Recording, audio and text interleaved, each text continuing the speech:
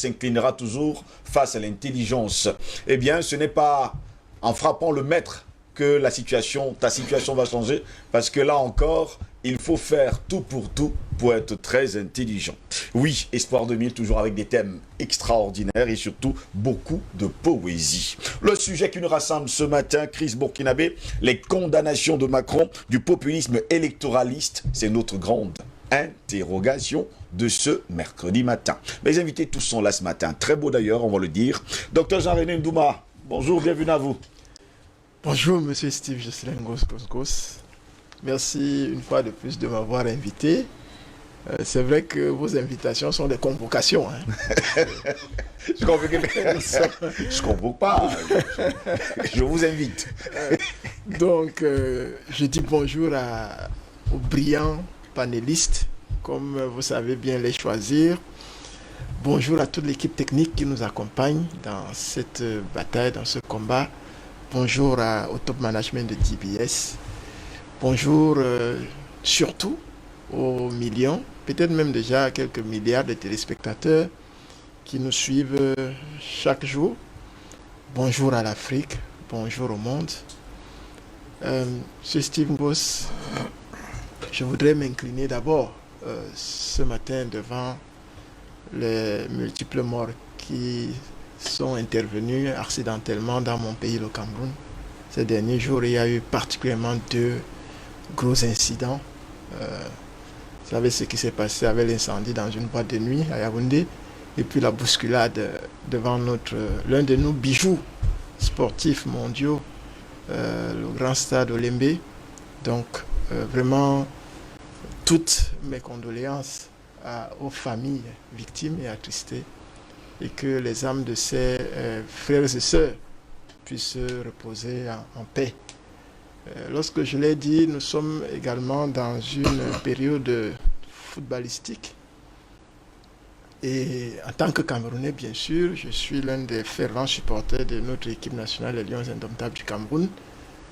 Je voudrais simplement relever par rapport à certains supporters qui pensent qu'on peut vouloir une chose et son contraire à la fois, d'être un peu plus indulgent. Soit on veut gagner, soit on veut bien jouer. Mais on ne peut pas exiger les deux. Entre les deux, je pense qu'il faut gagner les matchs. Quelle que soit la manière, il y aura toujours les possibilités de faire des commentaires. Il faut gagner des matchs. Et félicitations à toutes les équipes qui gagnent. Félicitations aussi aux équipes qui perdent, parce que c'est un jeu. Au-delà de tout, c'est un jeu. C'est vrai qu'il y a des enjeux, mais ça reste un jeu. Nous restons fermement derrière les Lions Indomptables du Cameroun et nous voulons les pousser à la victoire jusqu'au 6 février. Merci à vous, docteur Jean-René Ndouma, d'être là ce matin. Omer Seda, bonjour, bienvenue à vous. Bonjour mon cher Steve, il me semble un devoir patriotique de me donner l'obligation de saluer certaines figures emblématiques de notre cher et beau continent. Je les salue parce que ces figures emblématiques ne devraient pas tomber dans l'oubli. Et lorsque je le dis, je pense là à cet énormissime homme, Charles Blé Goudé, à Ousmane Sonko, à vous-même, au président Banakani, à Albert Anatole Aïssi, à Dr Ndouma, à toute cette galaxie des personnes qui ont fait leur ce devoir de conscientiser, d'éveiller la conscience africaine. À la suite de Dr Ndouma, je voudrais m'incliner devant ces concitoyens qui sont passés de vie à trépas à travers ces malheureux incidents qui ont eu cours dans notre pays. Par la même occasion, je voudrais dire que plus que jamais, l'heure est indiquée pour que le civisme et le patriotisme soient à jamais au rendez-vous, parce que la construction d'une nation demande un peu de réserve face à certains événements. Quoi qu'il puisse être, nous allons simplement dire que les Lions Indomptables nous font honneur. Ils sont déjà en quart de finale. Et je pense que le 6 février, il nous reviendra simplement de nous retrouver dans l'allégresse et célébrer cette valeureuse victoire que nous attendons tant, malgré quelques dissidences des concitoyens qui nous font mal au cœur, parce que plus que jamais, le vert rouge doit flotter, même si je suis africain, avant de l'être, je suis camerounais. Merci à vous également d'être là ce matin au Merceda. Président Badakani, bonjour, bienvenue à vous. Bonjour mon cher Gos. Bonjour à mes illustres copanélistes. Dr Douma, Seda, un ancien propriétaire de dossier et des droits d'auteur, qui a fait semblant d'abandonner. Mais nous veillons. On attend le document légal. Le document légal. Oui, quand on le couvert parce que nous le connaissons, il peut se réveiller après, commencer à nous réclamer des droits. Donc je salue ces illustres copanélistes. Je te salue toi-même, tu vas bien. Notre mot d'ordre est maintenu. Et nous sommes en train de booster la préparation. On est en train de voir si c'est... On va envahir. Non, mais je pense que vous aurez la bonne nouvelle tout à l'heure. Nous sommes en train de réfléchir. Va s'occuper de vous. Nous sommes en train de réfléchir. Soit c'est la télé qu'on va envahir, soit on va faire le sitting. À défaut même de le kidnapper lui-même, on est en train de réfléchir. Tous les options sont sur la table. Donc, il n'a qu'à bien se tenir, B-Fashion. Le mot ne l'est pas levé. Le mot devrait être levé. Non, tout à l'heure, nous avons une réunion de coordination. Nous continuons à préparer l'événement. Donc, je salue tous les affiliés de matinale. Comme le Dr Douma a dit, ça grandit beaucoup, ça grandit. Des millions. Bientôt, on va dépasser. Il faut qu'on positionne cette dynamique à un niveau très élevé, juste là. Oui. À un niveau très élevé, parce que les gens doivent comprendre que le vrai panafricanisme, là, c'est ici. C'est ça que je dis, ouais, je parle comme ça rarement, non? Oui. Ouais, c'est moi qui le dis ce matin, c'est ici. On va travailler à consolider ça, pour que ça soit la référence dans le monde en la matière. À la suite, Dr Douma, tout cœur avec les lions indomptables, mais vous savez, docteur, les téléspectateurs, les spectateurs, les supporters se plaignent toujours. Ils sont des coachs, hein. Ils sont des coachs. On a habitué à ça dans le football. 30 millions de téléspectateurs, 30 millions de coachs. Donc vraiment, ce n'est pas, c'est pas une surprise. Nous, on est contents de la victoire des Lions. Et moi aussi, nous sommes solidaires de toutes les familles endeuillées, que ce soit à propos de cette boîte de nuit, que ce soit ceux qui sont morts, n'est-ce pas, lors de cette bousculade au stade. Nous sommes de tout cœur avec le Cameroun, n'est-ce pas, qui fait l'objet d'un bashing au niveau international pour saboter la CAN et continuer à attaquer l'image du pays à la faveur de ces événements. On nous accuse de manipuler les résultats du Covid, ça fait sourire.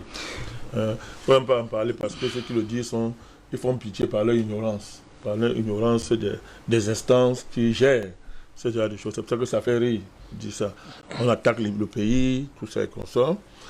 Nous attendons les résultats de la commission d'enquête que le président a mis sur pied concernant cette boîte de nuit.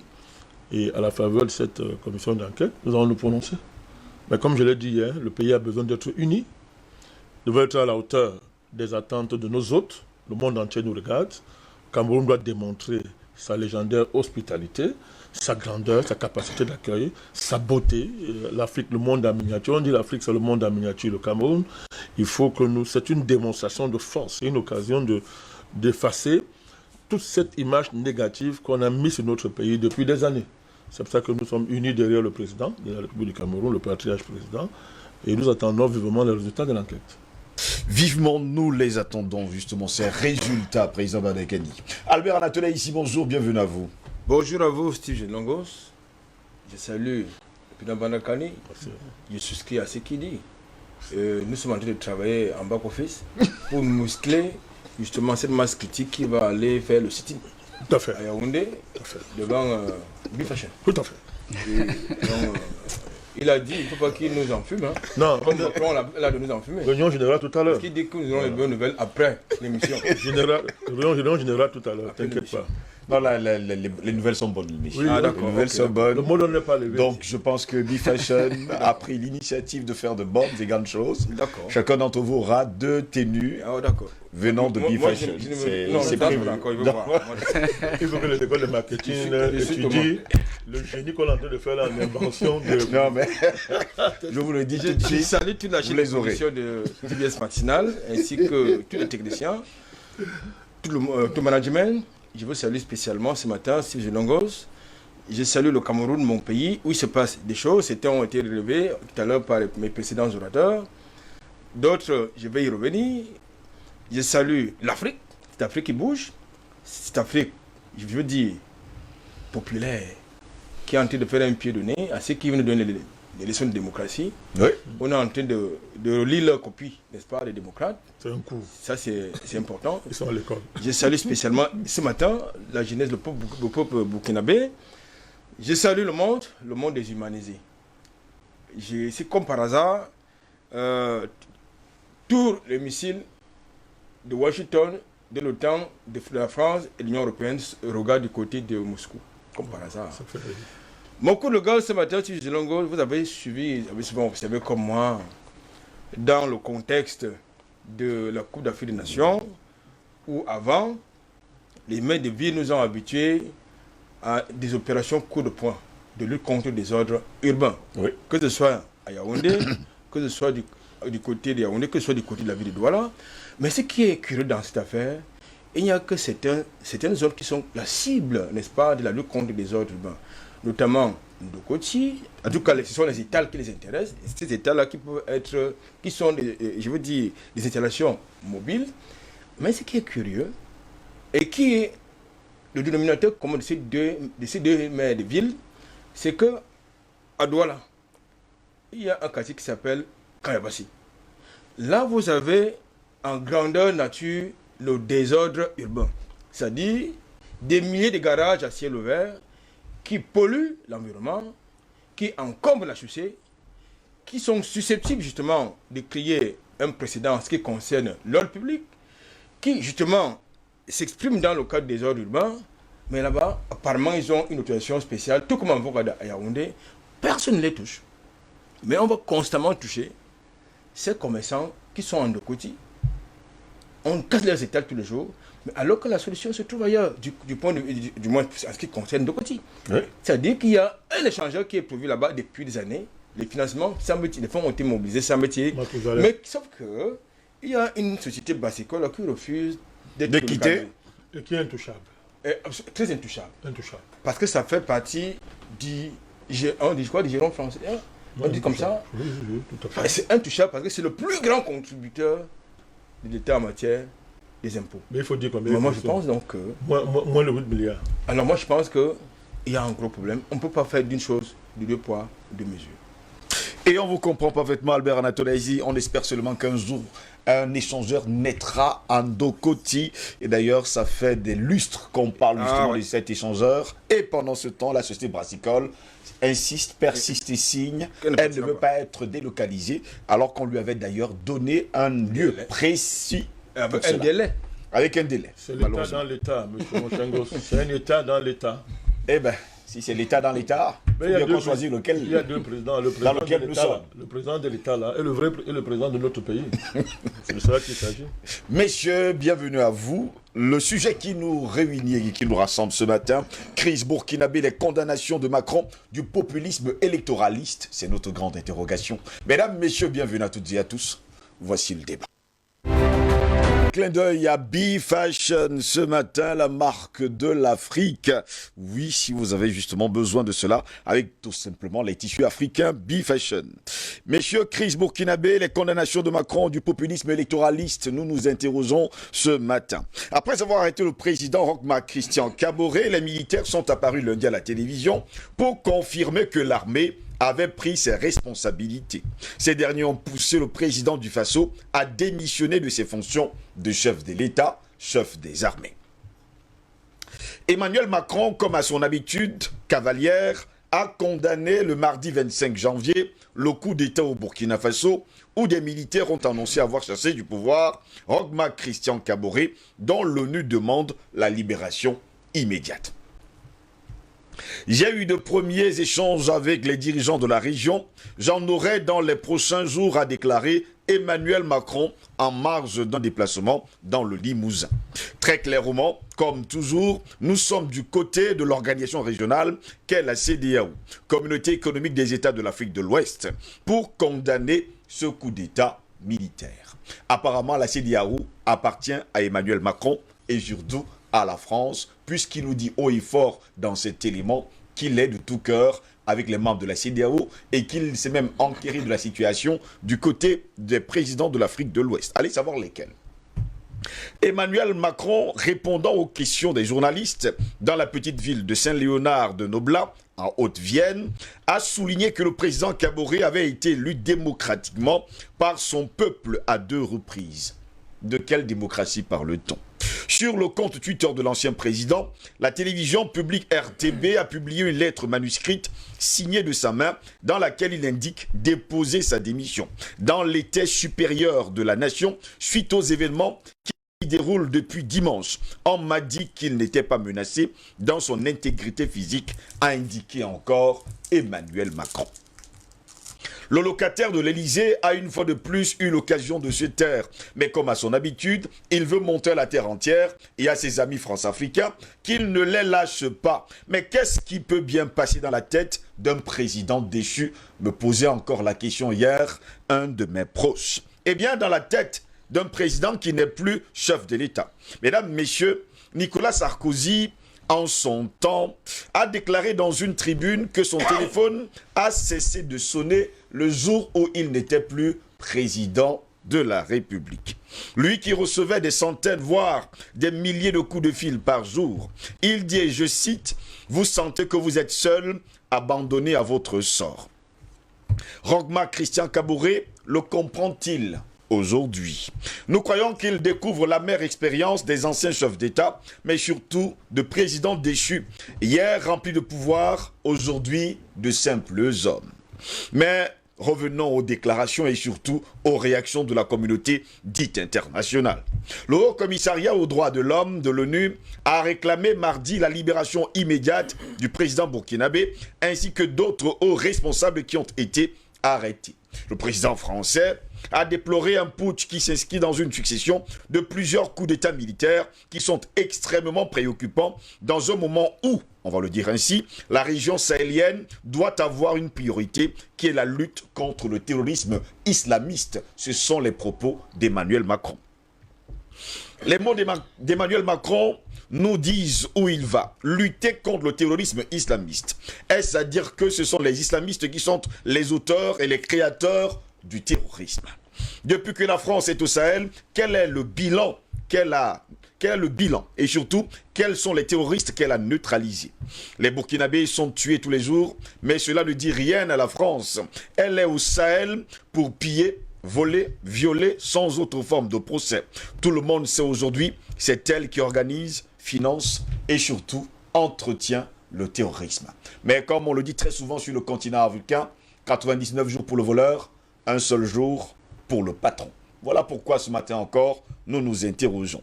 Crise burkinabé, les condamnations de Macron, du populisme électoraliste. En tout cas, c'est notre grande interrogation. Président Badakani, vous avez suivi comme tout le monde les déclarations d'Emmanuel Macron qui dit et qui condamne, on va le dire comme ça, le fait que les militaires ont arrêté Roch-Marc Christian Kaboré et l'ont mis en sûreté. D'ailleurs, il déclare également qu'il a appelé les chefs d'État de la sous-région qui lui ont dit qu'on n'a pas tenté à son intégrité physique. Mon cher gosse, n'eût été les nécessités de la pédagogie. Personne de sain d'esprit ne s'intéressera au propos de ce petit voyou. Mon cher gosse, sur le dossier africain, oui, des rapports avec la France, l'incompétence de ce monsieur, ajouté à son instabilité mentale, son arrogance prime-sautière, sa criminalité caractérielle et son humanité incertaine ont depuis convaincu ceux qui ont un projet sérieux pour l'humanité en général, ceux qui ont un projet de fraternité et de paix entre les continents en particulier, de ce que sa présence sur la scène politique mondiale et française est un calvaire très lourd à supporter pour nous, pour les peuples, pour les humains. C'est un calvaire, je dis bien, très lourd. Et ceux qui sont des croyants, ceux qui prient, certainement prient tous les jours pour que le bon Dieu nous libère d'une telle charge extrêmement négative. exigence pédagogique dont on est obligé de parler de ces propos. Premièrement, on sent très bien qu'on a affaire à quelqu'un qui est poursuivi par ses propres démons, d'où les propos qui sont d'une vulgarité géopolitique, à défaut de pleurer, ça fait sourire, parce que continuer à parler aujourd'hui de terrorisme islamique, dans un continent où même l'enfant qui est dans le ventre de sa mère a déjà compris qu'il n'y a pas de terrorisme, que le terrorisme, c'est une invention, une création des Occidentaux en général, des États-Unis, l'Angleterre, l'Union européenne, la France, oui. N'est-ce pas, qu'ils ont inventé ça pour recoloniser les pays africains, dans un pacte avec certains pays du Golfe, n'est-ce pas, le Qatar, l'Arabie Saoudite, n'est-ce pas, qui sont ceux qui fournissent la couverture dite islamique, n'est-ce pas, des opérations terroristes en finançant des confréries, des madrasas, n'est-ce pas, où on fait semblant de nous former des personnes qu'on nous dise devenues fous, des personnes déréglées. Or, tout le monde sait, ce sont des forces spéciales occidentales qui sont à l'œuvre, n'est-ce pas, dans cette dynamique. Mais vous voyez, quelqu'un qui est hors du temps, qui n'a plus rien à dire, qui ne peut pas parler avec les Africains, il est bien conscient qu'il n'est plus en mesure de discuter avec les Africains, il est bien conscient de ça. Oui. Qu'aucun Africain sérieux n'a aucune considération pour lui. Hein, c'est établi en Afrique, mais vous voulez qu'il fasse quoi? Il peut que lancer des propos lapidaires. Deuxièmement, ce qu'il va faire et ce qu'il nous reste à faire, c'est, comme je vous dis, se cacher derrière une organisation terroriste, criminelle, qui est pour les Africains morte, de la CEDEAO. Oui. Aucun Africain, les derniers habitants de la région ouest africaine, qui étaient dans l'illusion d'avoir une expérience communautaire exaltante, sont revenus de leur rêverie depuis très longtemps, et chacun a fait le deuil de la CEDEAO. Donc, il est normal qu'un mort exhibe des organisations mortes pour faire diversion. Alors, de manière plus fondamentale, mon cher Ngolos, nous savons que la CEDEAO va se réunir dans les jours qui viennent. Oui. Et c'est ça qui est le plus important pour nous. Ils sont dans une situation très compliquée. Je ne vais pas insister sur M. Kaboré. Personne ne le pleure. Personne ne peut se plaindre. Il n'y a personne qui se souvient de lui. En commençant par son ami avec qui il était allé signer le communiqué contre le Mali, Nana Akudo, du Ghana, oui, que nous considérons désormais comme un bandit. C'est un bandit de grand chemin. Qui, une fois Kaboré est tombé, a éteint son tweet. C'est-à-dire qu'il a effacé complètement. C'est-à-dire qu'il y a les images. Hein. Pour vous dire la nature des relations qu'il dit, ces gens-là, mon cher, c'est-à-dire, tu es avec quelqu'un il y a quelques jours, vous avez signé un communiqué, vous vous avez embrassé, vous avez bu ensemble, vous avez dit non vraiment, oh, et Kaboré, comme tous les piètres dirigeants africains, a bombé son torse, dit que non, je suis en train de faire l'histoire, j'entre dans l'histoire, j'ai signé un grand communiqué. 2 jours après, il tombe, Nana Akudo ne veut même plus entendre parler, qu'on dise que, a dit que, comme quelqu'un avait fait, il dit que, comme Pierre avait fait avec Jésus, j'ai jamais connu, je ne le connais pas. Mais tu étais avec lui hier. Non, je ne le connais pas. Mais toi, tu étais avec lui, on t'a vu. Toi, je ne l'ai jamais vu, je ne le connais pas. Je ne le connais pas. Donc, Nana, voilà, c'est ça. Ça doit servir de leçon à certains. Mais comme ils sont maudits, ils vont tous finir comme ça. Vous comprenez, mon cher gosse. Donc, la situation burkinabé, maintenant nous savons que la France n'a pas le contrôle de la situation. Elle en aura plus, le continent africain, c'est terminé. Mais, mon cher gosse, la France sait très bien que ses alliés sont, c'est-à-dire quand je dis les derniers bastions, ces derniers bastions sont sérieusement menacés, les jours sont comptés. Oui. Bazoum au Niger a pratiquement fui le palais. Il n'y habite plus pratiquement. Il voit, dès qu'un oiseau passe, c'est-à-dire il devient fou parce qu'il voit... Depuis hier matin, on nous fait savoir d'ailleurs, président Badakani, qu'on a entendu des coups de feu autour de la présidence de la République. Bien sûr, je dis que dès qu'il voit une ombre... Nous suivons la situation de très près. Dès qu'il voit, l'information que nous avons disent que là où il habite, mais on est obligé d'appeler des maçons de haut niveau. Parce qu'à chaque moment, dès qu'une ombre passe, on tire. On tire. Donc, il faut reconstruire les bâtiments à chaque moment. Et le gars est dans une paranoïa. Pas possible. Alors, et Bazoum, écoutez, si le Niger tombe, et le Niger va tomber, mon cher gosse, les Français vont dormir dans l'obscurité. Vous savez ça, non? Oui. Vous le savez? Ils n'ont un peu d'électricité. À l'heure où les prix du carburant flambent en France, vous venez y ajouter l'obscurité. Vous savez ce que ça veut dire? Regardez les enjeux. Le deuxième enjeu majeur, c'est la base militaire qu'on appelle la Côte d'Ivoire, je ne parle pas des Ivoiriens, je parle du pays qu'on appelle la Côte d'Ivoire, qui est devenu une base militaire, base arrière des manœuvres les plus criminelles de la France. Nous savons aujourd'hui que toutes les opérations de déstabilisation du continent africain ont pour point de départ la Côte d'Ivoire. Monsieur Ouattara. Voilà pourquoi nous nous sommes interrogés de savoir, mais finalement, quel genre de président on a en Afrique. Il y a quelqu'un qui est là qui déstabilise le continent. Au lieu qu'il y ait un front commun de président, de vrais présidents contre lui pour en finir avec lui, on a l'impression qu'il est là, il plaçonne. Et évidemment, comme la France est derrière lui, des gens sont tétanisés. Même si nous savons les dynamiques qui sont en cours, il y a des dynamiques sérieuses souterraines en cours, même de la part de certains présidents qui travaillent en silence, mon cher gosse. Si les jours même de ce monsieur sont comptés, il est le plus paniqué. Vous savez qu'il a envoyé un contingent à Abidjan, à Ouaga, pour aller empêcher le renversement de Kaboré. Mais c'est établi. Ouattara a envoyé un contingent. Ces contingents ont été mis en déroute, neutralisés. Ils sont toujours traqués alors où nous parlons. Ils devaient libérer, à défaut de libérer Kaboré, ils devaient libérer Diendéré pour qu'ils prennent les opérations. Vous savez que Diendéré est l'un des cousins de M. Ouattara, pion de la France, pour qu'ils reprennent les opérations. Mais ça a échoué. Donc la panique est totale. Et la France est dans tout cet état. Ne voyez pas comme ils font semblant d'être pas sûrs. Donc, le nom dit c'est quoi? C'est que on est dos au mur. C'est le dernier bateau qu'on va jouer. Il faut te mettre dans la bataille. Donc on va pousser la CEDEAO à prendre des sanctions contre le Burkina Faso. Oui. Et M. Ouattara, comme d'habitude, va prendre les devants pour dire il faut une opération militaire immédiatement, mon cher Goff. Mais c'est là où il y aura l'erreur. C'est l'erreur de leur vie qu'ils vont commettre là. Le Burkina, c'est un grand piège pour eux. Parce que la moindre erreur qu'ils vont faire là-bas, je ne dirais pas tout parce qu'on est sur un plateau, oui. La moindre erreur qu'ils vont faire là-bas, la France va accélérer sa mort. C'est-à-dire si elle doit mourir, supposons, dans 5 heures, en faisant une pareille erreur, elle va mourir dans 30 minutes. C'est-à-dire elle est condamnée, elle va mourir. Mais il vaut mieux encore qu'elle meure dans 5 heures que de mourir dans 30 minutes. Vous comprenez ce que je veux dire? Oui. C'est ce qui est en train de se passer. Donc, la sortie de ce monsieur, ne vous trompez pas, la sortie de ce monsieur cache tout ça. Il y a un autre enjeu qui est grave, vous ne voyez pas. Tout à l'heure, Trois a dit une chose extraordinaire. Moi, j'étais très content. Parce qu'il faut être vigilant géopolitiquement.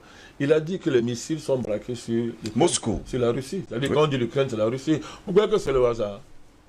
C'est pas le hasard. J'ai parlé de ça ici hier. Que l'enjeu malien, l'enjeu du Sahel, c'est un enjeu mondial. Et Macron a dit qu'il va avoir une conversation très sérieuse avec Poutine. Il va discuter avec Poutine. Vous croyez qu'il va discuter avec lui? Pourquoi? Il va parler quoi? Vous m'amusez? C'est ce dossier. Parce qu'il est question d'amener Poutine à s'asseoir pour une nouvelle conférence de Berlin. Mais c'est important. Les conditions, il n'y aura pas une deuxième conférence de Berlin. Désolé, il n'y aura pas. Il n'y aura pas, ça n'existe pas. Donc c'est terminé. Donc voilà les enjeux géopolitiques qui sont sur la table pour M. Macron. Comment sauver ce qui reste? Comment sauver le Niger? Comment sauver la Côte d'Ivoire? Parce que pour la Côte d'Ivoire, la France est obligée de faire une guerre. Mais cette guerre est perdue d'avance. Parce que les dynamiques qui sont en cours dans la sous-région vont progressivement fédérer tous les pays là contre M. Ouattara. Parce que lui se prend, je ne sais pas pour qui, il est devenu fou. Il se prend pour ce qui n'a jamais été. Il se prend pour ce qui n'a jamais été.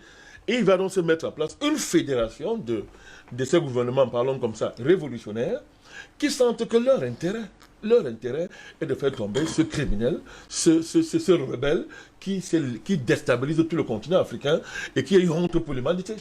C'est de cela qu'il s'agit.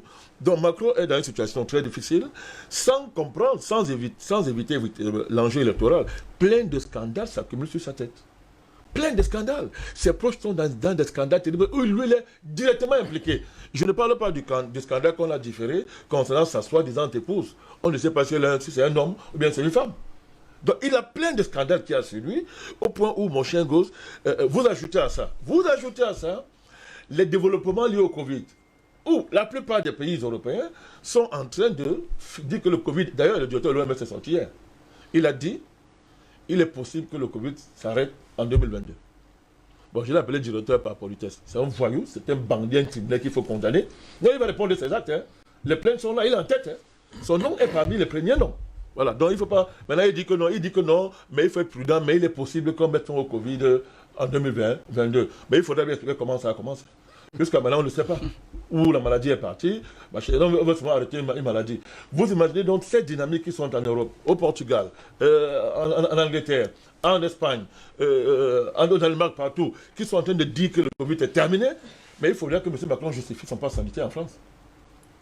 Donc il est dans une situation extrêmement difficile, mon chien gosse, extrêmement difficile. Il va finir comme tous les imposteurs. Il va finir comme Sarkozy, dans la poubelle des poubelles de l'histoire, mon chien gosse. Donc vous comprenez pourquoi sa réaction est laconique, c'est-à-dire elle est purement laconique, mais il faut être très vigilant. Ce laconisme-là de sa réaction cache, n'est-ce pas, des dynamiques qui dépassent sa personne en ce moment-là, qui engagent même, par exemple, l'armée française, au-delà de Macron, l'État français s'interroge sérieusement sur son avenir. Parce que, tel que c'est parti, et suivez les médias diplomatiques, suivez France 24, maintenant ils ne cachent plus. Maintenant, ils sont obligés d'avouer ce qu'il y a hier. Ils avouent maintenant que la France est dans une situation très... Ça se dit à France 24. Ça se dit. Il y a hier. Et maintenant, ils admettent. L'arrogance est en train de partir. Que la France est dans une situation très difficile dans la sous-région. Ils commencent à l'admettre. Quand vous entendez France 24, qui est un média diplomatique, porte-voix de Quai d'Orsay et RFI, commencer à reconnaître le caractère très grave de la situation, ça veut dire que ce n'est plus Macron. La personne Macron qui est intéressant. D'ailleurs, dans certains cercles profonds de la France, on a scellé son sort. Son sort est scellé. Oui, il se bat avec. Son sort est scellé. Mais c'est l'État français, l'armée française, les vieilles familles bourgeoises françaises qui sont en train de s'interroger sur le sort de la France.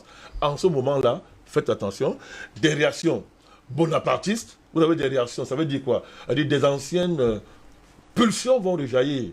C'est ça l'émergence de Zemmour. Oui. Les Zemmour, des anciennes pulsions vont rejaillir pour dire que, monsieur, il faut repartir dans les conquêtes impériales, parce qu'il est que la France, la grande France, ne doit pas mourir. Malheureusement, les conditions d'une vaste conquête impériale ne sont plus réunies. Malédiction des malédictions. La France, l'État français est maudite. Elle paye le prix de tous les crimes qu'elle a commis depuis des siècles sur le continent africain. Elle ne fera pas démentir la loi implacable qui gouverne les nations, mon chien gosse. Tout empire est appelé à disparaître. Oui. Celui qui sème le vent récolte la tempête. Celui qui tue par l'épée périra par l'épée. La France a passé son temps à verser du sang, à détruire les nations. L'heure de sa destruction a sonné. Albert Anatola, ici, pour nos confrères du quotidien suisse Le Temps, le mandat d'Emmanuel Macron s'achève sur un incontestable échec africain. Eh bien, le quotidien suisse précise d'ailleurs que par cela, la France elle-même est en train de mourir, comme le déclarait tout à l'heure le président Badakani. Oui, écoutez, vous savez, je disais sur ce plateau que le problème des dirigeants, que ce soit d'ici ou d'ailleurs, c'est le sens de l'écoute, le refus du sens de l'écoute. Ils n'écoutent pas le peuple, mais ils oublient que ce sont les aspirations populaires qui prédominent, qui fixent le cap. Et ce sont ces aspirations populaires qui ont porté Macron à la tête, je pense, de la France. Ce sont ces aspirations populaires qui ont porté Kaboré, aujourd'hui, qui est devenu son chouchou, à la tête du Burkina Faso, non pas pour servir les intérêts de Paris ou de l'Élysée, mais pour servir les intérêts du Burkinabé, du peuple burkinabé. Vous savez, le problème avec, vous l'avez d'ailleurs noté dans votre introduction, que M. Macron, pour une fois, a raté l'occasion de se taire. Parce que sur ce cours de se taire, lorsqu'on est confronté sur au moins 3 fronts, parce que le Tchad, c'est un cas à part, mais lorsqu'on est confronté sur 3 fronts, il ne sait pas comment ça va se gérer. Lorsqu'on est contesté même, parce que tout à l'heure, je convoquais l'écoute de la volonté populaire. Oui. Macron condamne le coup d'État au Mali et se procure l'intégrité physique de la sécurité de Rochemar Kaboré. Oui. Mais il oublie de noter dans sa logorée que le peuple burkinabé soutient la révolution. Ça, il faut le dire. Bon, dès lors que le peuple soutient le push pour reprendre leur narratif, est-ce qu'il y a encore débat? Puisqu'ils prétendent, parce que je reviens à votre question, hein, puisque dans son narratif, oui, que j'ai parcouru dans un autre média, que je préfère ne pas citer ici, il insiste et persiste à poursuivre la lutte contre le terrorisme djihadiste, à assurer la sécurité, n'est-ce pas, des peuples burkinabés dans le cadre des synergies. Est-ce à lui d'assurer la sécurité des peuples burkinabés? Je reprends à mon compte son narratif. Ça veut dire qu'il n'a pas compris, il refuse d'écouter. Il s'obstine, comme toujours. Et je pense qu'aujourd'hui, le Burkina Faso, comme le Mali, est à la croisée des chemins. Oui. Hier, j'ai regardé l'actualité burkinabé dans d'autres télé, dans d'autres médias. J'ai lu les slogans du genre « Abat la France, non à la France, foutez le camp à la France ». Macron dégage. Macron dégage. J'ai vu le drapeau burkinabé, malien et russe flotter ensemble. Donc, lorsque vous avez ces genres d'images, je pense qu'il n'y a pas meilleur discours que celui-là. Maintenant, pour revenir à votre question, moi, je m'inscris dans la rupture avec la France-Afrique. Macron, en 2017, en déplacement en Algérie, avait prétendu qu'avec la France-Afrique, c'est terminé. Mais nous sommes constamment et tous les jours confrontés à une contradiction extrême, extraordinaire. C'est dans la même année qu'il a pris l'avion, il est parti atterrir à Gao, Albert Anatola ici, lorsqu'il déclare que la France-Afrique c'est terminé. C'est dans cette même année, là, 2017, qu'il prend l'avion, il va atterrir à Gao, et Ibrahim Boubacar Keïta est obligé d'aller le suivre. Un an plus tard, il est au Burkina Faso, où justement, il ridiculise c'est lui qui est devenu maintenant son ami, devant sa jeunesse. Bon, alors, je pense que là, c'est également une contradiction. De compatir, disons ça comme ça,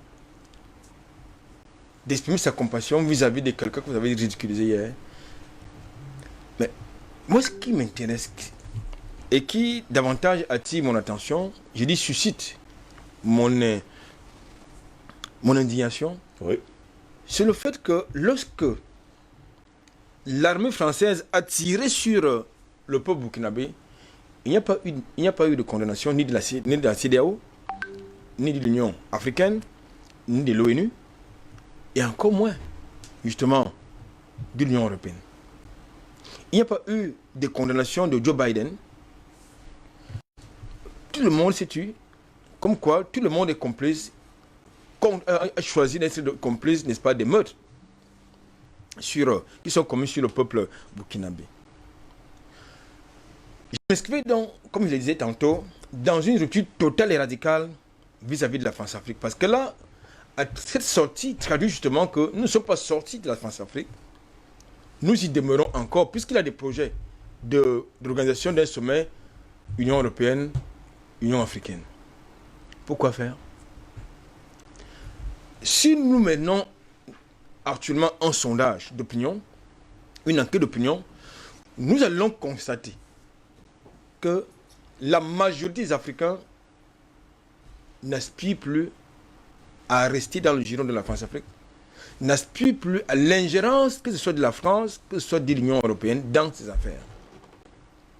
Et il est important et urgent que cela soit compris de l'autre côté de l'Élysée. Que ce qui se passe aujourd'hui au Sahel est la conséquence des actes posés par Paris sur le continent africain. Je pense ici à l'assassinat, n'est-ce pas, de Muammar Kadhafi, qui justement bloquait cette digue. Je pense ici à la fabrication des officines, je veux dire à la mise en place des officines qui fabriquent justement des terroristes par eux-mêmes. Parce qu'il est question que dans leur projet, les Africains, l'Afrique ils doivent rester sous la perfusion financière européenne, occidentale. Parce que pour eux, lorsqu'ils regardent l'Afrique, l'Afrique c'est un continent d'indigents. Pour lequel je veux dire, il faut absolument mettre en place, au profit qu'il faut mettre en place justement des fonds d'aide.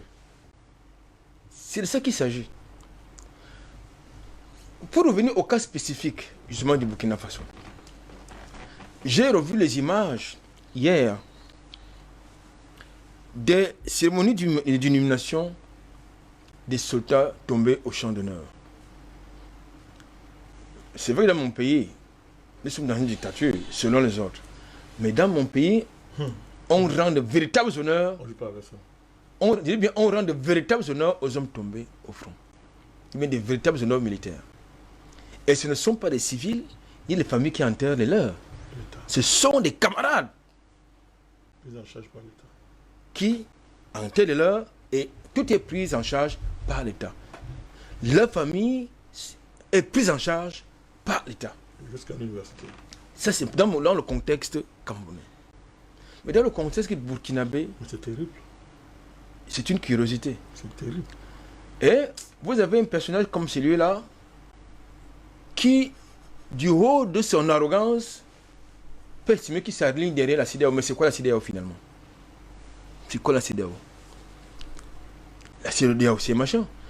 Les événements du Mali, de la Guinée-Conakry, et encore il y a quelques jours, du Burkina Faso, nous démontrent que la CEDEAO, c'est un machin. Elle sera amputée finalement de 3 États, Albert Anatola ici, Guinée-Conakry, Mali, non, c'est ça plus et sans oublier Burkina Faso. Ce sera plus que ça. Ce sera plus que ça. Ce sera plus que ça. Rassurez-vous, Sylvie Longos. Ce sera plus que ça. C'est-à-dire, il y aura cette dynamique dont parlait tantôt le président Banakan, c'est-à-dire, il va falloir qu'à un moment donné, le dernier rempart d'un État républicain, oui, normalement bien constitué, qui est l'armée, prenne ses responsabilités. Lorsque vous avez un dirigeant qui préfère servir les intérêts autres que celui de son peuple, le dernier rempart doit prendre ses responsabilités. Et nous avons des cas comme ça sur le continent africain et davantage en Afrique de l'Ouest. Au Sénégal, c'est pareil. Au Niger, c'est la même chose. En Côte d'Ivoire, c'est pareil. Au Togo, on a souvent l'habitude d'oublier, c'est pareil. Et je crois que ces 3 pays, au moins que je viens de citer, vont suivre. Donc, la CEDEAO va mourir de sa propre mort, de sa belle mort, parce qu'on n'a même pas besoin de la réformer, parce que si on la réforme, on va revenir avec les mêmes, justement, métastases, les mêmes métastases, oui, des mêmes personnages qu'on va recycler et les faire revenir par la fenêtre. Donc, je pense qu'aujourd'hui, et ce qui se passe également du côté de l'Afrique de l'Ouest, c'est également un pied de nez, j'ai envie de dire, à la fois de Paris, oui, où on voulait justement nous reproduire une élite corrompue, n'est-ce pas, qui est à la solde de Paris, qui est instrumentalisée par Paris, qui décide des intérêts. Et je crois que ceux qui sont allés à cette affaire-là commencent à comprendre qu'il va falloir qu'ils commencent à chercher le visa bleu, blanc, rouge pour repartir là-bas. Parce que je suis certain qu'ils seront pourchassés. Ils risquent de subir le même sort que c'était talibans en Afghanistan. Donc, c'est un Afghan en Afghanistan, du côté, qui sont actuellement pourchassés par les talibans. Donc, parce qu'il s'agit là d'une très grande trahison. À quel titre? Au nom de quoi M. Macron, que ce soit lui ou les autres, peuvent penser qu'ils ont des leçons à donner aux Africains? Au nom de quoi ils peuvent penser que la démocratie, selon leur compréhension, selon leur perception, est une donnée universelle qu'il faut absolument distribuer et imposer, n'est-ce pas, aux dynamiques africaines? Je pense que moi, j'étais très content de suivre le Burkinabé dire que la France dort. Ils n'ont pas besoin de la CEDEAO chez eux. Oui, le Mali les a inspirés. Les militaires les ont accompagnés. La prochaine cible, c'est le Niger. Et je crois que quand ils le disent, ils savent de quoi ils parlent. Et ils vont se mobiliser pour ça. Nous restons attentifs à ce qui va se passer du côté, justement, du Burkina Faso. Pour terminer, pour ce premier jet, Je pense qu'à un moment donné, et c'est vous qui avez l'habitude de le dire, de citer un auteur, c'est-à-dire que lorsque ceux qui gouvernent... Lorsque ceux qui commandent ont perdu la honte, ceux qui obéissent perdent le respect. C'est clair. Aujourd'hui, est-ce qu'on peut imposer, est-ce qu'on peut compatir au sort, n'est-ce pas, qui puisse être réservé, Réservé à Roch Christian Kabore? Voilà. On ne peut pas compatir. Parce que ce monsieur a vu les choses venir. Et il n'a rien fait, bien au contraire. Il les a aggravés? Non seulement il les a aggravés, il a utilisé les mêmes armes que Macron utilise en France. Lorsque vous voulez défendre vos libertés fondamentales, il vous matraque, il vous envoie en prison. Lorsque vous voulez vous exprimer, il vous muselle. C'est de ça qu'il s'agit. Donc, je pense que c'est des mauvaises méthodes, malheureusement, parce que l'Afrique a ses réalités, comme j'ai l'habitude de le dire. L'Afrique a ses réalités. Et le peuple, je veux dire, les aspirations du peuple, oui. Les aspirations des peuples ne sont pas celles des dirigeants. Les aspirations des peuples, je dis bien, ne sont pas celles des dirigeants. Parce que nos dirigeants peuvent avoir des deals avec ceux qui les contrôlent, ceux qui les manipulent, mais le peuple, à un moment donné, a la responsabilité historique, n'est-ce pas, de dire, je mets un thème au mandat que je t'ai confié. Et c'est ça qui s'est passé du Burkina Faso, qui est de condamnation de l'ONU, de l'Union africaine, de la CEDEAO. Le peuple burkinabé est souverain. Et le peuple burkinabé, comme on le disait encore hier, hein, ils le disaient eux-mêmes, enfin le peuple le disait encore lui-même hier, ils s'en foutent. Docteur Jean-René Douma, parlant justement du peuple burkinabé, ils étaient très nombreux hier dans les rues pour dire non à la CEDEAO, non à la France. Est-ce pour dire aujourd'hui que les peuples africains ont compris? On a vu le cas des grands rassemblements du côté du Mali, on voit encore des grands rassemblements du côté du Burkina Faso. Est-ce pour dire aujourd'hui que le pouvoir revient au peuple? La vraie démocratie, celle qui a été définie par les Africains.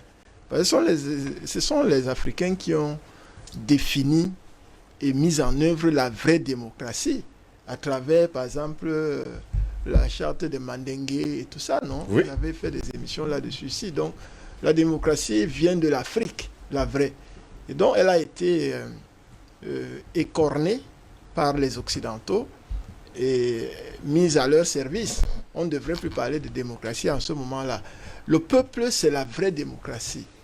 Et ce peuple burkinabé, ce peuple frère, exprime un ras-le-bol. Parce que n'oublions pas que le Burkina Faso, depuis pratiquement l'indépendance, les années 60, est victime de plusieurs coups d'État et des coups d'État militaires. Il y en a eu au moins 4. Et donc, je pense que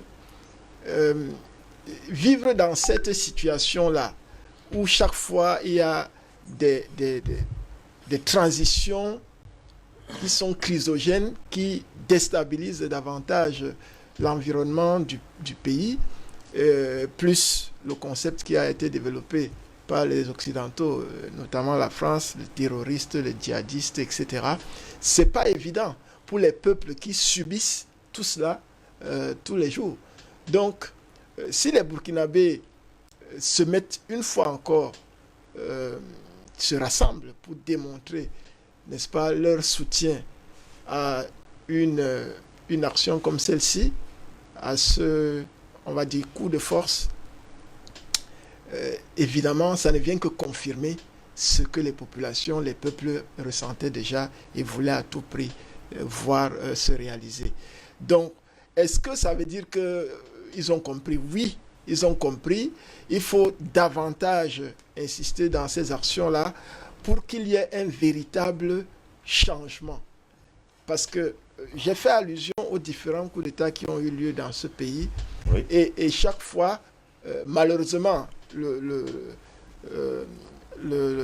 président Thomas Sankara, lui, il avait véritablement une vision panafricaniste. Il voulait changer véritablement le Burkina Faso et il a été... Il lui a donné d'ailleurs le nom des hommes intègres. Voilà. Donc, mais nous savons ce qui est arrivé.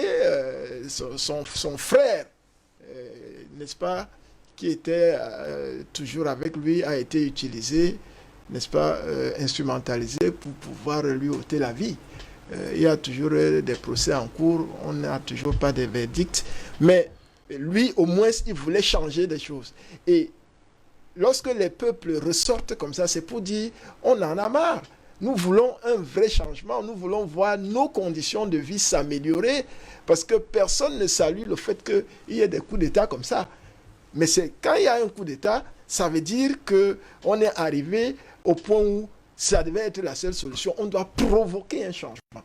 Et nous sommes donc là, maintenant, dans une situation où je ne sais pas si je dois dire les nouveaux dirigeants ou les futurs nouveaux dirigeants doivent prendre conscience de ce que c'est ce que le peuple veut qu'ils doivent essayer d'implémenter. Ce n'est pas le fait d'arriver au pouvoir qui est important ici, c'est le fait de pouvoir assumer la mission, n'est-ce pas, du peuple qui est confiée par des mécanismes qui malheureusement, n'est-ce pas, en Occident ont été biaisés pour que les dirigeants soient au seul service d'une certaine élite. Donc nous ne voulons plus que ça se passe comme ça. Et c'est pour ça que j'encourage les Burkinabés d'insister davantage pour que ce départ du président Kaboré, qui en réalité, je pense que lui-même ne doit pas être très surpris. Ne doit pas être très surpris parce que son ami, le président Macron, et là je mets ami entre guillemets, parce que le 3A a évoqué son comportement, les échanges qu'il y a eu quand il est allé à Ouagadougou, à l'université, s'adresser aux... Mais c'est nauséabond. C'est-à-dire que le président Macron, il est tellement versatile dans sa manière de faire qu'on se demande véritablement si c'est un homme d'État. Parce que moi j'ai revu ces images-là. Vous ne pouvez pas être avec votre homologue qui vous invite, qui vous accueille, être devant ses enfants, ses jeunes, votre aîné, hein, qui est votre aîné de loin, etc. Et puis les étudiants vous posent des questions très pertinentes. Au lieu de répondre à leurs questions, c'est terrible. Aller jusqu'à dire que c'est pas moi qui dois mettre l'eau dans les universités, c'est lui là, jusqu'à pointer, c'est lui là. Mais il n'a même pas pu résister. Il est parti d'abord. Le président Gabouré a quitté carrément d'abord la tribune. Et à lui de dire mais il s'en va, il faut venir. Mais c'est pas possible. Nous sommes où? Vraiment, un chef d'État, même dans nos pays africains, quand on est chef d'État, on estime quand même qu'on est un homme d'État. Et un homme d'État ne peut pas être aussi léger dans sa manière de faire. Où est la diplomatie dans tout ça? Où est la politique dans tout ça? Donc venir humilier un autre chef d'État devant sa jeunesse, devant son peuple, et prétendre être son ami pour que dès qu'il y a une situation comme celle-ci, vous soyez le premier à réagir pour condamner. Pour condamner quoi? Lorsqu'on prend la France, depuis pratiquement l'avènement au pouvoir de M. Macron, la France vit tous les problèmes du monde. Depuis qu'il est arrivé, c'est comme s'il arrivait avec tous ces problèmes-là. Avec ces histoires de Covid, avec le chômage, avec la difficulté à pouvoir joindre les deux bouts pour les Français, etc. Donc il y a tellement de problèmes en France qu'on se demande comment il peut trouver le temps de s'occuper des problèmes des pays africains. Des affaires qui ne le regardent pas. Des affaires qui ne le regardent pas. Vous voyez? Donc là encore, il a raté une occasion de se taire. Il aurait dû se taire. Mais il ne se tait pas. Pourquoi? Parce que vous entendez, il dit qu'il soutient, il adhère, n'est-ce pas, à la CEDEAO. Parce que la CEDEAO, c'est quoi? Nous l'avons souvent dit ici. C'est un comptoir néocolonial pour la France. Il ne prend pas ses responsabilités de dire que je condamne. Il veut toujours passer par... pour dire les Africains eux-mêmes ont condamné ça. Et moi, je soutiens donc les Africains qui ont condamné cela. Il faut toujours se cacher. Il faut toujours un masque africain pour dire que c'est entre eux qui n'arrivent pas à s'entendre. Et comme entre eux, ils se condamnent, moi je soutiens également... Est-ce que les Africains ont condamné justement ça, ce coup d'État du côté de... Quand il parle de la CEDEAO, qu'il est solidaire de la CEDEAO, il sait de quoi il parle. Mais pour nous, la CEDEAO ne représente plus rien du tout. Parce que nous avons tellement attendu des occasions où la CEDEAO devait nous prouver que c'était véritablement une organisation qui soutient les États membres et qui soutient l'Afrique en général. Chaque fois, on a été très déçus et il n'est pas question qu'on continue de faire confiance à la CEDEAO. Donc, le président Macron, une fois de plus, a raté l'occasion de se taire. Il condamne quelque chose qu'il n'a pas besoin de condamner. Les populations souffrent, elles ont atteint un niveau où elles estiment qu'elles doivent prendre leur responsabilité, leur avenir en charge. Et on n'a pas besoin qu'ils viennent parler de condamnation de ce qui s'est passé. C'est du populisme électoraliste parce que les élections sont prévues pour avril. Les élections en France auront bel et bien lieu en Afrique, en avril.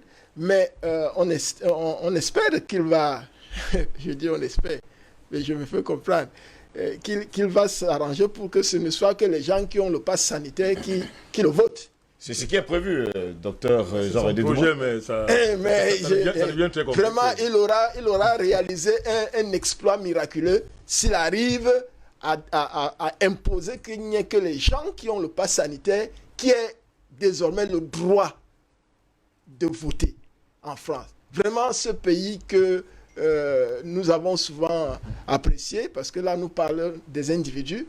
Le président Macron a remis la France à un niveau très bas et il serait normal que l'élection qui arrive là le sanctionne de manière ouverte parce que tant le président Kaboré n'a pas été à la hauteur, n'est-ce pas, de la mission d'un chef d'État dans son pays, dans ce pays frère, tant lui-même, le président Macron, en France, n'arrive pas à régler des problèmes des Français, mais chaque fois veut jouer au sauveur, à l'arbitre au niveau des pays africains. Nous en avons marre.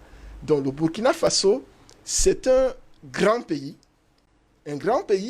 parce que j'ai regardé un peu la situation socio-économique au Burkina Faso. Il y a des indices qui montrent que avec la libération totale de ce pays-là, il va être un pays de référence au niveau de cette sous-région et même au niveau de l'Afrique en termes de puissance. Un sous-sol très riche. Un sous-sol très riche. La première matière qui est exportée, c'est de l'or. Plus de 60% exporté en or. Et qui rentre dans l'escarcelle de la France. Bon, à travers l'UEMOA, parce qu'il y a les réserves. Mais en termes de commerce, c'est surtout avec la Suisse. Hein. C'est surtout avec la Suisse. Mais évidemment, le fait qu'il y ait, ce stratagème qui a été mis en place, toujours par la France et à travers son trésor français, qu'il faut des réserves d'or et des réserves de devises dans ce fameux compte, fait que le Burkina Faso, comme d'autres pays africains, perdent énormément d'argent. Et ça explique que la France s'accroche toujours à ce schéma parce que c'est un schéma qui leur donne beaucoup de richesses indues. D'accord? Donc, le Burkina Faso est sur la bonne voie. Oui. Je pense que pour ce premier jet, il faut que la jeunesse et les Burkinabés en général, les Africains aussi, appuient cette action. Nous avons vu la Guinée, on est encore en attente d'un certain nombre de choses qui devraient conforter ce changement-là. Nous voyons le Mali qui est un exemple dans le cadre des actions qui sont posées. Et là, maintenant, nous espérons que les Burkinabés vont aller jusqu'au bout de leur logique pour être totalement libérés et commencer à exprimer leur souveraineté. C'est-à-dire, il faut avoir une monnaie nationale, il faut avoir une armée digne de ce nom, et puis il faut avoir un homme politique qui est capable de porter des institutions et mettre en avant les intérêts panafricanistes.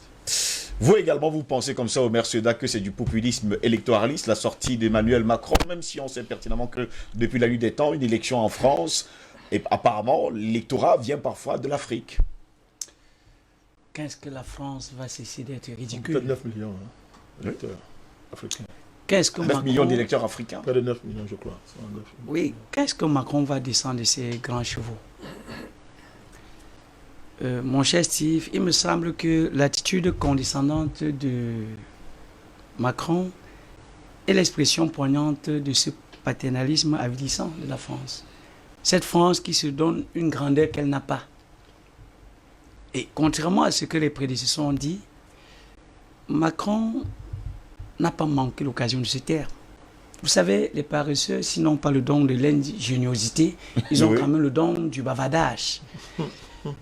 Et cette France qui ose aboie, cette France qui, en s'attaquant au Mali, croyait s'appuyer sur le Burkina Faso, croyait s'appuyer sur le Niger, croyait s'appuyer sur la CEDEAO, est aujourd'hui dos au mur. Et elle n'avait pas compris que la dynamique enclenchée au Mali est une dynamique transfrontalière. C'est une dynamique qui vise ou qui voudrait conduire les peuples africains à leur souveraineté, à leur dignité. Il n'est donc pas question de croire que la France aurait pu neutraliser Assimi Goïta et sa petite bande en s'appuyant sur le fameux personnage que je vais m'atteler à convoquer, même si c'est avec regret, Christian Kaboré. Alors, lorsque cela est dit, il est extrêmement important de comprendre que les condamnations de Macron traduisent là le Rubicon franchi. Les condamnations de Macron traduisent les balbutiements d'une France dégringolante.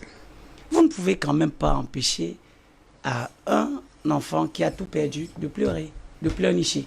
C'est ce que fait Emmanuel Macron. C'est ce que fait la France.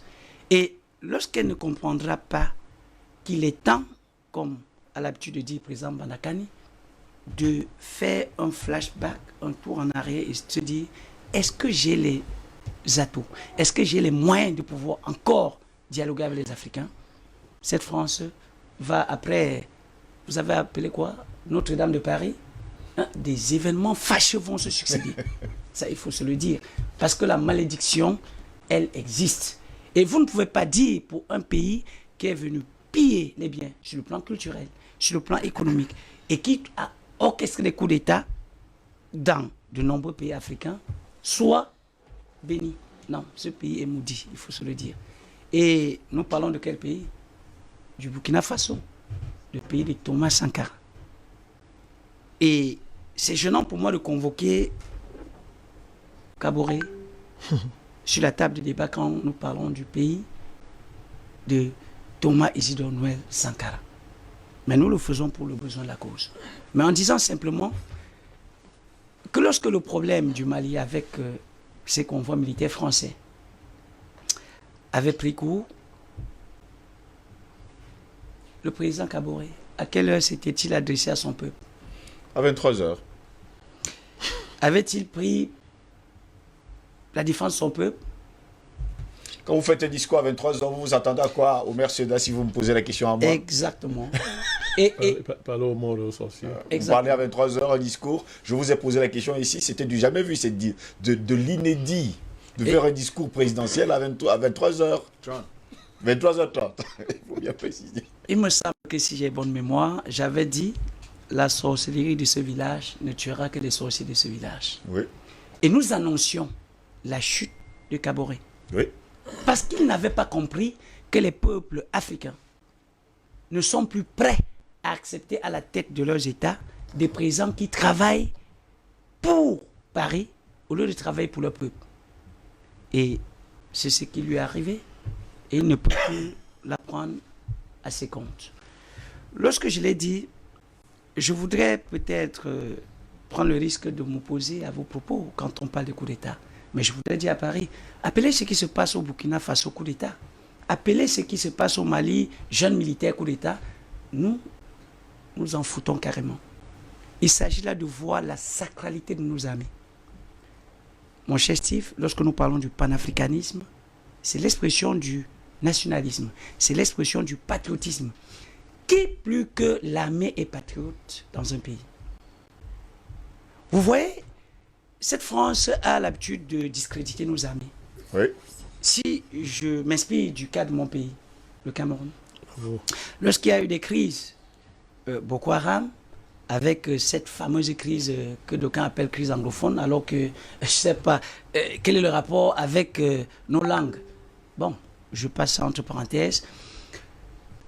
Imaginez-vous, à coup de renfort médiatique, ce que la France fait pour discréditer nos armées. Heureusement que au Cameroun, les forces de défense sont des patriotes. Ils luttent pour l'intégrité territoriale du pays. Heureusement qu'au Mali, les FAMA luttent pour l'intégrité territoriale du Mali. Ça veut dire que nos armées constituent l'un des piliers fondamentaux du panafricanisme. Et la libération du continent africain passe par cette rupture. Déjà que nos élites politiques, nos dirigeants, qui pour la plupart ont été le produit du Quai d'Orsay, du Matignon, de l'Élysée, n'ont pas les mains libres, mon cher Steve. Et la seule façon de pouvoir arriver à cette rupture, c'est de réveiller la vision sankariste du pouvoir. Et c'est pour cette raison que, à l'époque, on n'aurait pas dû dire, pour celui qui avait le sens de la lecture de l'histoire, que Thomas Sankara avait orchestré un coup d'État. C'était un coup de révolution. C'était pour rompre avec ce fameux système France-Afrique. Et si, des années après, ses descendants ont compris que le rêve de Thomas Sankara, qui était de faire du Burkina Faso, le pays des hommes intègres, un pays qui devrait jouir de ses richesses, s'ils se sont rendus compte qu'après le fameux personnage qui se trouve du côté d'Abidjan, faudrait-il peut-être le convoquer ici, Blaise Compaoré? S'il faudrait comprendre qu'après un triste personnage qui a arraché au Burkina Faso un de ses monuments, Christian Makaboré est venu, et lorsque son peuple est en difficulté, il se retourne d'abord du côté de Paris pour demander l'autorisation de s'adresser à son peuple et trouve que c'est à 23h30 qu'il devrait tenir prétendument un discours. Alors, ces dignes fils du Burkina Faso, ses descendants de Thomas Sankara. Son dernier discours, c'était quelques lignes de démission. Exactement. Oui. Ces personnes qui portent fièrement le sang de Thomas Sankara se sont inspirées de ce qui se passe du côté de Bamako. Parce que ce qui se passe du côté de Bamako, il ne s'agit pas de coup d'État militaire. Il ne s'agit pas de jeunes. Il s'agit là d'un sursaut d'orgueil de nos amis qui ont compris qu'à défaut de laisser le pays mourir, il faudrait mettre en arrière-plan ceux-là qui ont été formés par Paris, pour travailler pour Paris.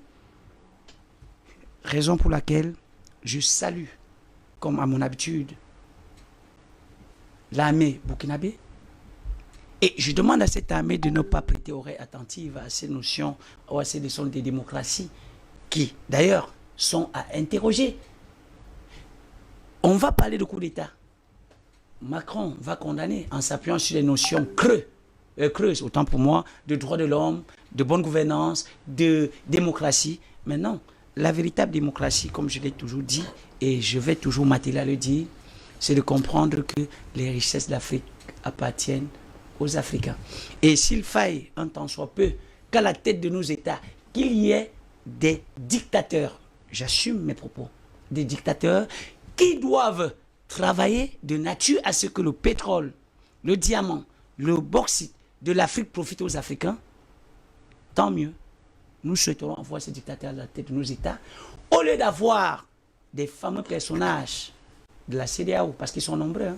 Vous parlez du côté du Ghana, vous parlez du côté de la Côte d'Ivoire, vous parlez du côté de ces gens qui prétendument sont des démocrates de Paris, qui sont des démocrates du Matignon, qui sont des démocrates du Quai d'Orsay, mais qui ne travaillent pas pour le peuple. Bravo à la dynamique malienne qui progressivement va impacter toute l'Afrique pour dire allez-vous-en, la France, nous n'avons plus besoin de vous. Nous sommes des États indépendants et notre souveraineté, nous ne pouvons pas l'exercer quand vous allez être toujours là pour entraver notre liberté. Merci pour cette première prise de parole. Président Badakani, entrons justement dans le vif du sujet du côté du Burkina Faso, le pays des hommes intègres. Quels sont les enjeux fondamentaux de cette prise de pouvoir par les militaires et les enjeux fondamentaux justement dans la zone CEDEAO? Parce qu'on a l'impression aujourd'hui qu'on est dans l'effet papillon. Un petit bout d'aile a provoqué pas mal de choses. Vous avez raison. Je commencerai par revenir rapidement sur certaines choses pour les compléter. Macron doit finir en prison. Il ne s'agit pas d'une défaite électorale. Il en est bien conscient. Des plaintes, je le répète, sont accumulées devant les tribunaux contre ce monsieur. Et ce ne sont pas des plaintes légères, mon cher gosse. Oui. Ce ne sont pas des plaintes légères. C'est un assassin. Il a assassiné des gens. Les plaintes sont claires. Pour assassinat, non-assistance en personne en danger, assassinat délibéré des milliers de personnes, imposture sanitaire. Il y a beaucoup de plaintes contre lui. Et si les tribunaux donnent raison à des plaintes ailleurs, pourquoi pas lui? Ce n'est pas lui qui va échapper. Il en est conscient. Hein? Donc, ce n'est pas seulement qu'il perd une élection. Il doit finir en prison. C'est la place qu'il mérite. C'est un délinquant. C'est un assassin, mon cher gosse. C'est un criminel. Et dans un monde sérieux, ces gens-là, ce type de personnes finissent en prison. C'est là la place de M. Macron. Quand j'ai fini de dire ça, mon cher gosse, vous avez vu, il nous a interpellé, vous avez parlé des enjeux fondamentaux. Il y a des enjeux fondamentaux au niveau même de la désignation des événements. Ce qui se passe, c'est très important. Pendant tous ces jours-là. Tout à l'heure, il nous parlait des condamnations des coups d'État. C'est quand même amusant. Revenons, qui a commencé les coups d'État en Afrique? Ce qu'on appelle vraiment coup d'État. Qui a commencé? C'est pas la France? Bon, rafraîchissez un peu nos mémoires. Voilà. Bob Denard, c'est qui? Qu'est-ce qu'il faisait au Comores? Voilà. Maintenant, ils sont derrière Wagner, matin, midi, soir. Bob Denard, c'est pire que Wagner. Bob Denard était pire que Wagner. Et vous savez qu'il n'est pas allé en prison, non? Oui. Vous savez pourquoi? Quand la madame il dit que, bon, ok, si je vais aller en prison, ok, je vais donc dire au monde entier. Ce que je faisais. Ok. Et pour qui je travaillais. Pour qui je travaillais. Parce qu'il faut qu'on rafraîchisse les mémoires. Parce que ce genre d'imposture doit s'arrêter. Il ne faut pas continuer à autoriser que des salopards croient qu'ils sont permis de faire n'importe quoi. Bob Denard, c'est la France. Jusqu'aujourd'hui, le Comore n'est pas un État normal. Ils l'ont même divisé pratiquement en deux. Et ils ont séparé, ils parlent encore de séparation ethnique. Ils n'ont fait que ça au Comore. La Centrafrique, c'est qui? Non, on parle de vrais coups d'État. Hein? C'est-à-dire où Foucault et Diego se mettent dans leur palais. Un président, la tête ne leur plaît plus. Allez l'enlever. Coup d'État de la Saint-Sylvestre. On prend un avion militaire, on y charge dedans des tueurs déguisés en militaires. Ils débarquent dans ton pays. On t'attrape dans ton palais, tu es en pyjama. Alors, on te débarque. Et on met l'autre personne. C'était pas ça le plateau Barracuda? Ah oui. Oui. C'est quoi Barracuda? C'était une balade touristique.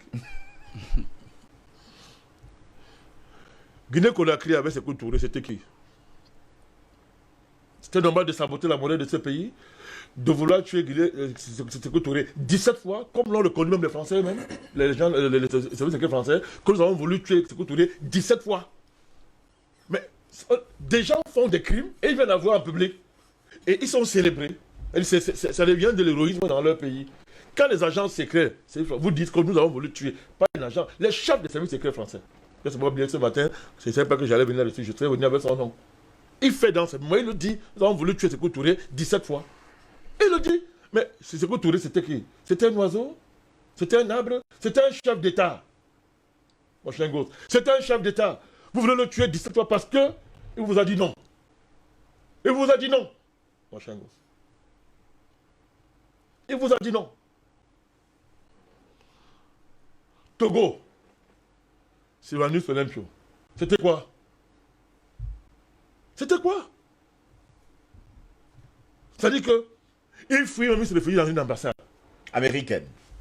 Les Américains le livrent. Et on fait porter le crime par Yadima. Parce qu'il n'est même pas sûr que c'est Yadima Père qui l'a tué. Hein. Entre guillemets, il y a encore débat. Ah oui. Il y a encore débat là-dessus. La France, elle dit, voilà le pays qui parle, voilà le pays qui nous parle. Qui condamne les... Voilà le pays qui nous parle. Continuons. Le Mali, Moussa Traoré, c'était qui, docteur Douma? C'est qui Moussa Traoré? C'était qui? C'était pas la France? Parce qu'il fallait que, rapidement, il retourne au franc CFA, le Mali rentre au franc CFA, et qu'on arrête l'expérience libératrice de Modibo Keïta. Pas écouter que un pays décide de faire ce qu'un pays doit faire, à savoir valoriser ses ressources pour le bonheur de son peuple, un autre pays vient interrompre ça. Et Bombo le Torse dit que le coup d'État est civilisateur. Le coup d'État, c'est salvateur. Alors, c'est Dieu qui dit de faire le coup d'État. Ça Traoré. Et ce voyou a régné pendant combien d'années? Protégé par qui? La Côte d'Ivoire, c'est qui? Celui qui est le chef de la CEDEAO, qui tout le temps qu'on a le coup d'État. M. Ouattara, c'est qui? Il y a plus grand criminel, putschiste, terroriste, c'est tel que c'est monsieur. Un coup d'État horrible en plein jour s'est perpétré en Côte d'Ivoire, devant le monde entier. Où l'ONU a marché avec les rebelles. Ils ont fusionné dans une armée de criminels pour déstabiliser un pays, mon cher gosse. Et on voit l'ONU aujourd'hui condamner un coup d'État. Et on nous dit, taisez-vous, c'est l'ONU. C'est qui le secrétaire général de l'ONU? C'est qui ce voyou? Mais c'est un voyou! L'ONU est une parfaite voyoucratie internationale. À tout point de vue. Mais vous voulez continuer à faire quelle diplomatie avec ces gens? Et il est normal que l'ONU ouvre sa bouche, parle des coups d'État. Après l'expérience de la Côte d'Ivoire. La Libye, c'était qui, Dr Douma? C'était qui en plein jour? Ils violent les résolutions, ils violent tout. Ils attrapent un président, même vivant. On lui impose des services sexuels, après on le tue. On tue ses enfants. On met le pays à feu et à sang. On transporte les djihadistes, on amène dans le Sahel justement, pour mettre le Sahel à feu et à sang. Et vous, on a assis ici, on nous dit, non, respect, machin et consort. L'ONU est une voyou, secrétaire général, c'est un criminel. Et ils osent condamner le coup d'État en Afrique. Et on doit faire attention dans les débats, il faut laisser faire attention, vraiment, ce sont les coups d'État. Quel coup d'État? Il faut ajouter, mais allez-y, en 2016, Kaboré, dont le décharge est condamné aujourd'hui par Macron, a reçu un coup d'État de la DGC française. Hein. Claire, mais bien sûr, nous le savons. Pareil pour Ibeka. Nous le savons. Il faut qu'on se le dise. Hein. Nous le savons. Voilà. Alors, le Venezuela, c'est quoi? On parlait au-delà de l'Afrique maintenant. Le Venezuela, c'était quoi? Hein? Un petit bandit se lève, on lui donne de l'argent, il a mal à dans la rue, on le proclame président de son pays. Ah oui. Au point, Dr Douma, de dire que désormais les avoirs étrangers de son pays sont placés sous sa direction. C'est-à-dire du gangstérisme d'État en plein jour, au niveau international. Et nous, on doit magnifier ça. Non, mon chien gosse. Moi, je préfère mourir. Mais on ne mourra plus, hein. Le temps est passé. Oui. C'est eux qui vont mourir. C'est eux qui vont mourir. C'est ça l'heure. C'est ça la saison actuellement. C'est eux qui vont mourir. Et il faut parler fort. Il faut parler fort. Quand l'histoire veut qu'on parle fort, parlez fort.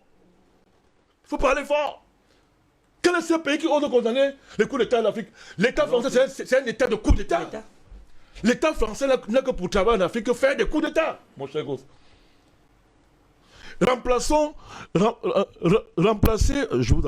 Remplacer les manifestations maliennes,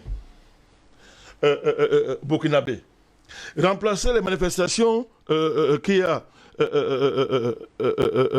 arabes avec des slogans, par exemple, anti-Poutine, anti-Téhéran, anti-Maduro. Vous allez voir la réaction de ces gens. C'est-à-dire qu'à l'heure où je parle, si les gens marchent en Russie pour dire que Poutine part, on va les appeler quoi? Grand démocrate. Le bandit de Lavani, il n'est pas un héros occidental. Hein? Il n'est pas un héros occidental. Mais qu'est-ce qu'il fait en Russie? Mais il ne fait que marcher, non? C'est pas ce qu'il fait tous les jours. Il ne fait que marcher. Elle dit qu'alors je parle là, si les gens marchent en Iran, avec les slogans anti, ils appellent le régime de Mollah, c'est comme ça qu'ils appellent régime de Mollah. Une injure grave avec le régime des Mollahs. C'est ça qu'il est présent. Si les gens marchent maintenant contre les Mollahs, qu'est-ce que Macron va dire? Que ça, c'est le geste démocratique le plus extraordinaire de l'histoire. Si les gens marchent contre Maduro à l'heure actuelle, qu'est-ce que va dire en Angleterre, aux États-Unis et en France, et l'Union européenne? Que la démocratie vient de naître de nouveau. C'est ce qu'ils vont dire, non? Mais pourquoi quand c'est au Mali, les gens marchent, on les méprise? Pourquoi quand ce Burkina Faso, on les méprise, on regarde ça de haut, on méprise? Pourquoi? C'est un vrai débat, mon cher gosse. Pourquoi vous demandez d'enjeux fondamentaux? Parce que la France, pour ne parler que de la France, pour ne pas citer les États-Unis, État criminel par excellence, pour ne pas citer l'Union européenne, organisation mafieuse, corrompue, terroriste, pour ne pas citer l'Angleterre, ils n'aiment pas quand les peuples se dressent contre eux. Dès que les peuples s'élèvent et commencent à manifester une conscience géopolitique qui identifie ce qu'ils font, ils haïssent ce peuple-là. Ils commencent à haïr ce peuple-là. Et ils font comme Kissinger avait dit au Chili, que vous les Chiliens, vous avez commis une erreur grave de voter à l'Inde. Nous allons vous punir pour avoir voté à l'Inde. Or, l'Inde était un des présidents les plus démocratiquement élus de l'histoire de l'Amérique latine. On a puni les Chiliens. On est venu tuer leur président dans son palais. Et qui on a installé au pouvoir? Vous voyez, son nom est même dû à prononcer. Une des pires racailles de l'histoire du monde. Pinochet. Pire racaille! Et les Occidentaux marchaient main dans la main avec lui. Ils l'ont habillé de tout, ils l'ont anobli, ils lui ont donné des honneurs pour blanchir ses crimes, Pinochet. Il dit, la pire des racailles. Vous savez qu'il a fait, il a dit qu'il était malade, non? Il devait être jugé dans un tribunal prétendument universel en passant. Il devait être jugé quand il fit son pays, il dit qu'il est malade. Arrivé à l'aéroport, qu'est-ce qu'il fait? Il sort de sa chaise roulante, voilà. Il commence à marcher. On nargue les gens. Il y a des gens qui ont marché avec Pinochet, qui l'ont porté. Les gens qui ont produit les dictateurs Godillot en Amérique latine, des criminels, des gens qui ont fait tout ça, ils osent parler. Macron parle. Macron, il dit, Macron, ce truc-là, il parle aux gens. Macron parle aux gens, avec un tel passif. Il donne des leçons en Afrique, on le regarde. Non, ça doit s'arrêter. Et ça va s'arrêter, mon cher gosse. Et ça va s'arrêter. On va demander des enjeux profonds. Quand le réalisme s'est sorti, Haïti a commencé tout à l'heure, mais il n'est pas allé au bout. Quand c'est sorti, quand on constate qu'entre la sécurité de Kaboré et la sécurité du Burkina Faso, il a choisi quoi? La sécurité de Kaboré. C'est par hasard ça? C'est par hasard? C'est-à-dire qu'on sécurise Kaboré pour généraliser l'insécurité au Burkina Faso. Mais c'est quelle logique ça? Ça ne vous dit rien? C'est clair devant vous. Le crime le plus parfait, le crime absolu dans la pratique, dans la respiration. C'est-à-dire que ces gens-là, quand ils dorment, ils respirent, tout ce qu'ils font, c'est le crime, gosse. Ce sont des satanistes, même pas au sens religieux du mot. Ils pratiquent ça devant les gens. C'est ce qu'ils font devant les gens. Comment un homme peut célébrer? Il y a un peuple qui est en train de mourir. Et il préfère pour dire non, il faut sauver le président. Mais on sauve Kaboré, le Burkina, alors on fait quoi le Burkina? Ça veut donc dire quoi? Ils ne sont jamais là pour le Burkina, ni pour les Burkinabés. Ils sont là pour leurs intérêts et leurs agents. Mais ça sortit veut le dire. Puis c'est depuis qu'on tue les Burkinabés. Macron a-t-il parlé? Est-ce que vous savez qu'il y avait 400 agents forces spéciales français au Burkina Faso, dans le cadre de l'opération Sabre, dont les missions étaient, entre autres, lutter contre les terroristes? Est-ce que vous le savez? Mais depuis qu'ils sont là, 2500 morts, l'État burkinabé est à terre. Est-ce que Macron a dit un mot un jour par rapport à ça? Mais quand Kaboré, petit brigand, est destitué, Macron dit le monde entier s'inquiète de sa vie. Le monde entier s'inquiète de la vie de Kaboré. Le monde entier doit s'arrêter. Et les Burkinabés qui meurent depuis alors, ils sont quoi? Des oiseaux, des moustiques? Mais voilà votre monde. Voilà votre monde. Et vous voulez qu'on respecte cette institution internationale, l'ONU, machin et consort. Mais voilà leur niveau. Voilà le rapport qu'ils ont à la vie, mon cher Go. Ils sélectionnent la vie en Afrique. C'est-à-dire que la vie d'un Ouattara, tyran, dictateur, criminel, la vie d'un Kaboré, consort, tous ces gens-là, les Bazoum, leur vie vaut la vie des milliards d'Africains. Pourquoi? Parce qu'ils sont justement des instruments qui sont utilisés sur le plan géopolitique pour martyriser le continent africain. Ça ne peut pas continuer comme ça, mon cher gosse. La saison là est terminée, mon cher gosse. Observez une autre chose. Vous regardez tous ceux qui dans le monde luttent contre le terrorisme. Réellement, ils sont la cible de l'ONU. Observez bien. Dans ce monde-ci, quand quelqu'un lutte contre le terrorisme, réellement, l'ONU se lève contre lui. Oui. Les USA se lèvent contre lui. L'Angleterre se lève contre lui. L'Union européenne se lève contre lui. Et la France se lève contre lui. Mais ça ne vous dit rien. Regardez au Mali, qu'est-ce qu'on en veut à Assimi Goïta? En quelques mois, il est en train de rétablir la sécurité dans tout le territoire. En quelques mois. Vous prenez Touadéra, pareil, en partenariat avec la Russie. Et qu'est-ce qu'on observe? L'ONU, l'Union européenne, l'Angleterre, la France, le même bloc de criminels sont debout pour finir avec ces gens-là. Mais notre monde n'est pas normal. Il faut normaliser le monde, gosse. Et c'est ce que Dieu va faire maintenant. Il faut normaliser le monde. Et Dieu va balayer, je parle du vrai Dieu, il va balayer tous ces présidents. J'ai fait cette conférence, vous y étiez, je l'ai dit publiquement. Il y a les archives. Dieu va les balayer tous. Le monde est entré dans un niveau de non-normalisation. Ça ne peut pas continuer comme ça. Et pour normaliser le monde, il faut commencer par détruire l'ONU. Allez, un là, il faut les mettre par terre. Et ça a commencé, mon chien gosse. Tout commence en Afrique, hein. Pas par hasard, ça commence là. C'est le monde qu'on va remettre l'ordre dans le monde. C'est cela qu'il s'agit. Je termine avec vous m'avez demandé l'autre enjeu profond, que peut-être nous ne voyons pas. Et ça, c'est la main divine. L'embargo dans l'embargo. Je dis bien embargo dans l'embargo. La CEDEAO a un problème très sérieux. La CEDEAO au Burkina fait quoi? Voilà un pays comme la Côte d'Ivoire. Ses frontières sont fermées avec qui? Fermées avec le Mali. Fermé avec la Guinée, fermé avec maintenant le Burkina Faso. Mais ça vous dit rien. Mais Dieu est très fort, le vrai Dieu est très fort. Voilà quelqu'un qui est le champion d'aller mettre les pays sur embargo. Dans sa folie, il a mis la Côte d'Ivoire de fait sur embargo. Ah oui! Elle dit, en voulant aller mettre l'autre sur embargo, tu te mets sur embargo. Le même principe, gosse. Chaque fois que tu vas aller esclavagiser quelqu'un, toi-même tu deviens esclave de ton esclave. Donc voilà, la Côte d'Ivoire est sous embargo, pas le fait de son président, parce que les frontières sont fermées. Avec Burkina Faso, sont fermées. Avec le Mali, sont fermées. Avec la Guinée, et ça va s'arrêter. Mon chien go. Ah, vous ne savez pas où ça part. Vous ne savez pas où ça part. Embargo dans l'embargo. Oui. À cause justement de la folie, de la maladie mentale, des sous-préfets de Pakoti, que la France nous a installés sur notre territoire. On ne parle de dictateur. C'est quoi un dictateur? Voilà. Qui a inventé le mot dictateur? Il est né où le mot dictateur? Dans quelle ère historique ce concept a été implémenté, expérimenté et apporté de fruits? C'est à Rome. Rome, c'est ton village? Du tout. À Rome. À Rome, le dictateur romain était inscrit dans les usages dans la constitution. Le dictateur romain. Quand il y avait le désordre, le dictateur romain sortait de son trou, de sa retraite, et venait remettre l'ordre. Mais ça faisait 10 ans. Il remet l'ordre 20 ans, et il retourne. C'était inscrit clair, mon chien gosse. Il remettait l'ordre en comment? La France. En coupant les têtes. Mais répète le mot, en coupant les têtes. C'est l'histoire de Rome. Mais il est en train de rire. C'est ça à quoi servait le dictateur romain. Nous savons tous. Vous comprenez? Bon, pourquoi maintenant? Pourquoi maintenant en Afrique? Quand pour une fois, on imite réellement ce qu'ils ont fait. Le problème c'est quoi? Le problème c'est quoi? Les dictateurs sont utiles actuellement pour remettre l'ordre. Pour remettre l'ordre simplement. Parce qu'il y a le désordre partout. Alors les dictateurs, inspirés de l'histoire romaine, n'est-ce pas, sont là, ils mettent l'ordre. Les militaires burkinabés sont les dictateurs. Ils doivent remettre l'ordre. Assimi Gota, dictateur, doit remettre l'ordre. Et le prochain, au Niger, il y a des ordres là-bas, il faut mettre l'ordre au Niger. Il y a des ordres en Côte d'Ivoire, il faut mettre l'ordre en Côte d'Ivoire. Vous comprenez? Et ça va continuer comme ça. On va remettre l'ordre partout. Donc pour une fois, l'histoire réhabilite la dictature. Et c'est une histoire qui s'origine chez les Blancs, à Rome, qui célèbre tant avec la Grèce. Mais alors, donc, c'est un faux débat, mon chien gosse.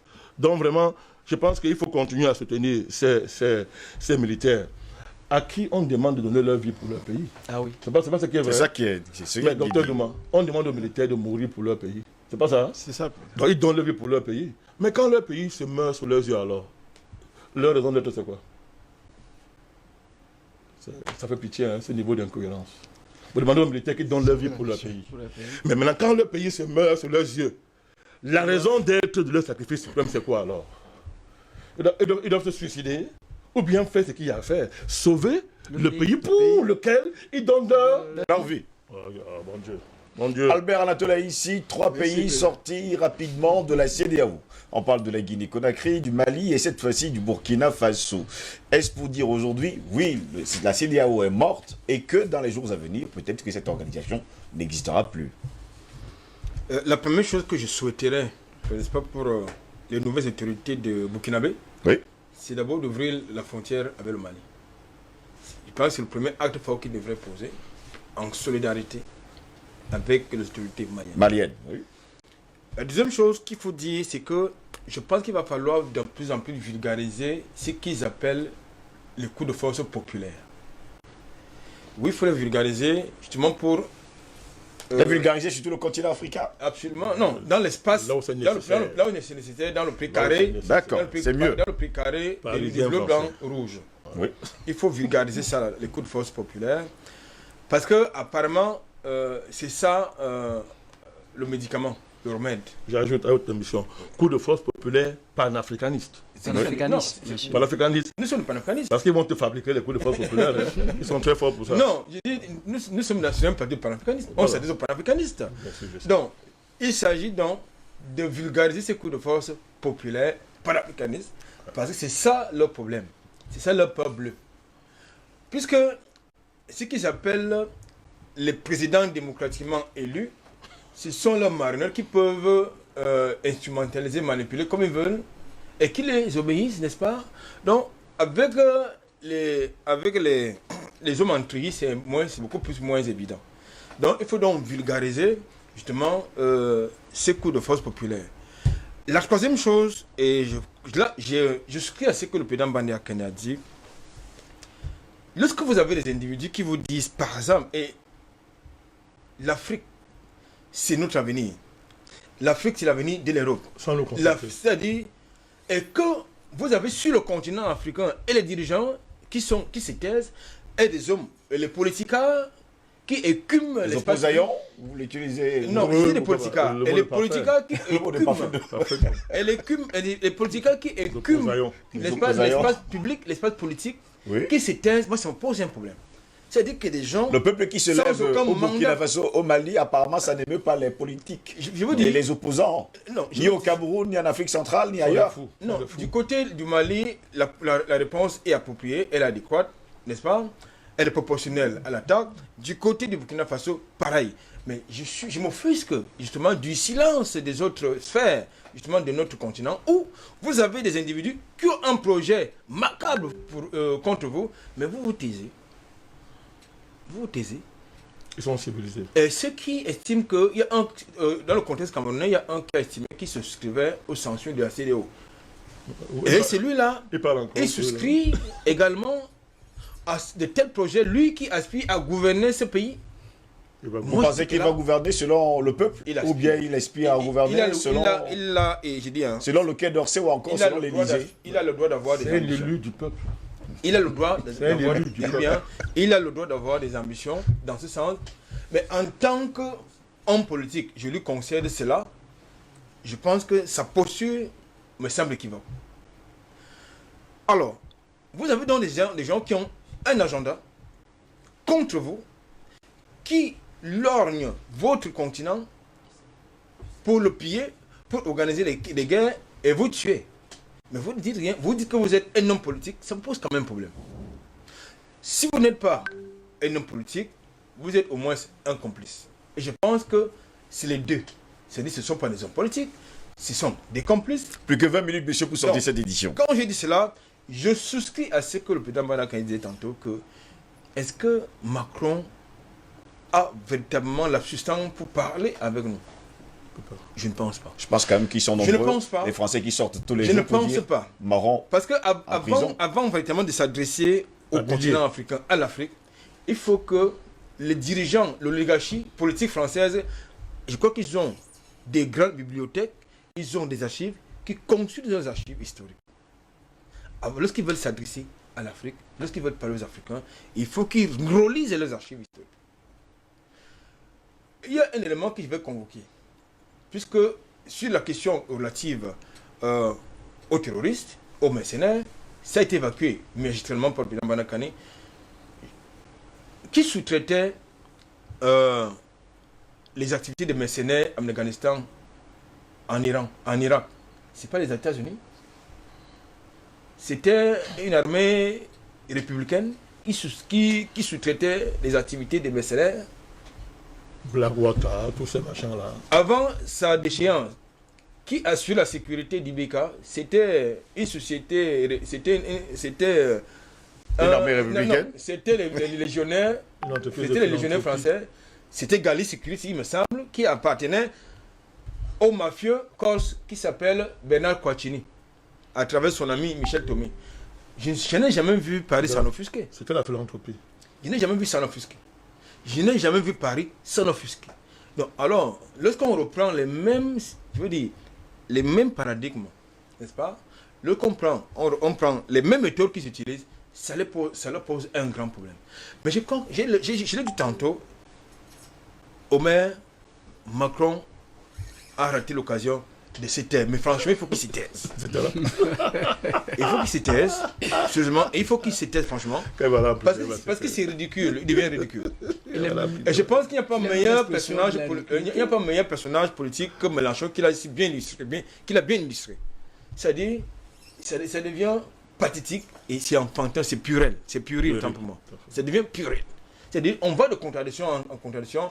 Lorsqu'on occupe une fonction de ce niveau, à un moment donné, la France est tombée très très bas.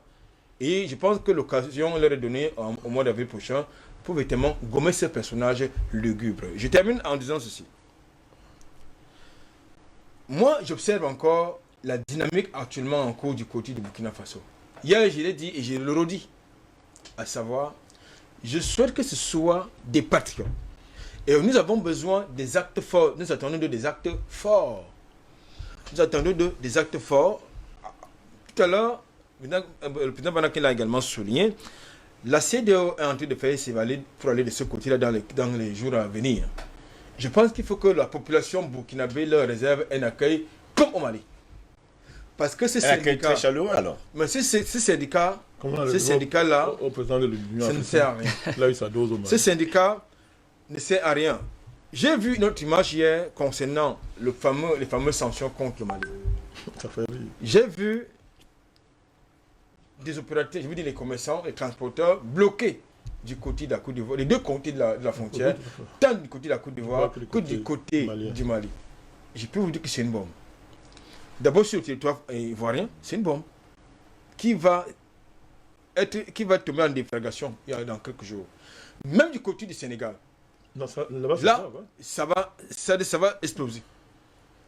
L'embargo, tout à fait. Parce qu'à un moment donné, ce sont les gens qui posent des actes avant de réfléchir.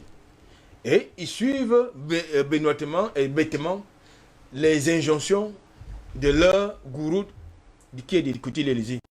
Je crois que là, il est important, comme je disais tantôt, qu'on vulgarise. Il urge même qu'on vulgarise ce que j'ai appelé tout à l'heure, n'est-ce pas, des coups de force populaires. Parce que lorsque vous avez des imposteurs qui vous décèvent, qui veillent aux intérêts, non pas des peuples, mais aux intérêts qui contribuent, je veux dire, qui favorisent même la recolonisation de l'Afrique, parce que c'est ça le projet, qui favorise la recolonisation de l'Afrique, ces gens-là, il faut les bouter dehors. Je pense qu'aujourd'hui, du lieu où il se trouve, Kaboré comprend très bien qu'il a mal manœuvré, parce que il aurait, de mon point de vue, il aurait dû protéger son peuple. Parce qu'aujourd'hui, est-ce qu'il peut contester la légitimité populaire d'Assimi Goïta du côté du Mali? Du tout. Du côté du Burkina Faso, c'est pathétique, parce qu'en réalité, c'est quelqu'un qu'il faut absolument oublier. Messieurs, permettez-moi de lire 2 ou 3 messages que la réalisation m'envoie ce matin. Bonjour Steve et bonjour à tous les panélistes. Bonne année à tous depuis le fan club d'IBS Matin du Tchad. Je salue le sursaut patriotique du Burkina, l'orgueil, le mépris du peuple caboré. Roch l'a appris à ses dépens. Les jours de la France en Afrique sont comptés. Macron condamne. Oui, mais c'est plutôt lui qui doit être condamné. Le Burkina est dans sa seconde révolution. Mais attention, des révolutionnaires à la tête de Blaise Compaoré et habillés en Sankara, il faut s'en méfier. La patrie ou la mort, l'Afrique vaincra. Merci, c'est Farah Diala Ousmane depuis le Tchad qui nous a écrit ce matin. Bonjour Steve, tous mes encouragements à DBS ce matin. J'invite la jeunesse panafricaniste des peuples de la CEDEAO de l'UMOA à des marches, meetings pour dire non aux sanctions injustes contre le peuple frère du Mali et les présidents lèche-bot de la France. C'est Mahamadi Sawadogo depuis le Burkina Faso qui nous a écrit. Le même revient, nous dit bonjour Steve, le peuple se sent libéré à travers le coup d'État au Burkina Faso. L'armée nous a redonné notre fierté. Nous souhaitons que le MPSR démantèle cette oligarchie militaire au sein de nos forces de défense et de sécurité pour un affranchissement total du Burkina vis-à-vis de la France. Mahamadi Sawadogo depuis Ouagadougou au Burkina Faso. Là encore, bonjour monsieur le journaliste, messieurs les panafricanistes, je suis très ravi et émouvant pour votre débat. Veuillez bien ouvrir les yeux des peuples africains qui continuent de traîner derrière ces petits blancs. Je suis togolais et résident au Togo, je vous kiffe fort. Cette personne n'a pas laissé son nom. Oui, cette personne n'a pas laissé son nom. Je vais me tourner vers vous, hein. Jean, qu'est-ce que je raconte là? Jean-René Douma, oui. Jean-René Douma, jusqu'à preuve de contraire, là, on est en plein cœur de la géopolitique mondiale, de la géostratégie également. Et nous le disions encore il y a quelques semaines, apparemment, certains nous écrivent pour nous faire comprendre que c'est nous qui sommes à l'origine de ce boomerang qui est en train de partir et qui tourne. Et nous sommes en train de... J'espère qu'on va assumer. Mais vous savez qu'un boomerang, quand ça tourne, ça revient toujours à l'envoyeur. Hein. Est-ce qu'on va l'avoir en pleine figure? Peut-être que le président Badakani était mieux placé pour répondre à cette question. Répondez-moi, je suis là, j'assume. Alors, ce serait une très bonne chose de savoir qu'on a quand même contribué d'une certaine manière à ces changements qu'on a souvent souhaités. Je dis, nous, on n'a pas connu la colonisation, nos ancêtres l'ont connu, etc. Donc, naturellement, il fallait rompre avec tout ce qu'on nous raconte là. Nous sommes suffisamment intelligents pour pouvoir comprendre les jeux et les enjeux qui se cachent derrière les scénarios que les Occidentaux ont toujours orchestrés. Lorsque je l'ai dit, M. Steve, d'après les institutions de Bretton Woods, autoproclamé, on va toujours dire ça comme ça, le Burkina Faso fait partie des 10 pays les plus pauvres du monde. Ça fait rire. Et donc, il faut quand même prendre ça en compte parce que, comme je disais tantôt, quand il y a changement comme ça, il faut véritablement qu'il y ait un changement d'élite dirigeante, qu'il y ait des choses qui changent pour les populations. Donc, parmi les 10 pays pauvres du monde, ce n'est pas par rapport au sous-sol du Burkina Faso, ce n'est pas par rapport aux ressources dont regorge ce pays-là, mais il y a 3 éléments que je voudrais aborder très rapidement. Le premier élément, c'est le sous-emploi.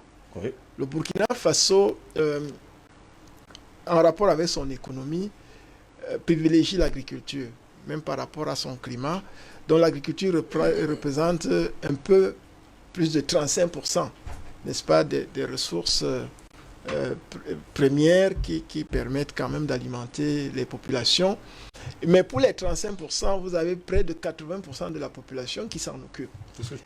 Et donc, c'est important de faire le lien. Voilà, donc il y a donc ce problème de sous-emploi, il faut le savoir, parce que s'il faut regorger 80% de population pour une activité qui représente 35% dans l'économie, de manière aussi simple, ça veut dire qu'il y a un travail à faire là-dessus. Donc, les futurs dirigeants, les Burkinabés qui marchent, qui réclament qu'il y ait le changement, doivent continuer parce qu'il y a cet aspect-là qui doit forcément changer. Il faut que les rapports, n'est-ce pas, évoluent. Et évidemment, ça peut évoluer. Peut-être on passera là-dessus pour d'autres émissions pour aller en détail. Le deuxième élément, c'est la faible qualification. La faible qualification en général. Parce que si vous avez déjà 80% de la population active qui s'occupe surtout de l'agriculture, qui n'est pas industrialisée encore, alors que c'est pratiquement, ça fait partie des pays premiers producteurs de coton, au moins le Burkina Faso. Il y a le sorgho, etc. Il y a également l'élevage. Ça veut dire qu'il faut former davantage les gens à pouvoir avoir des compétences pour d'autres métiers.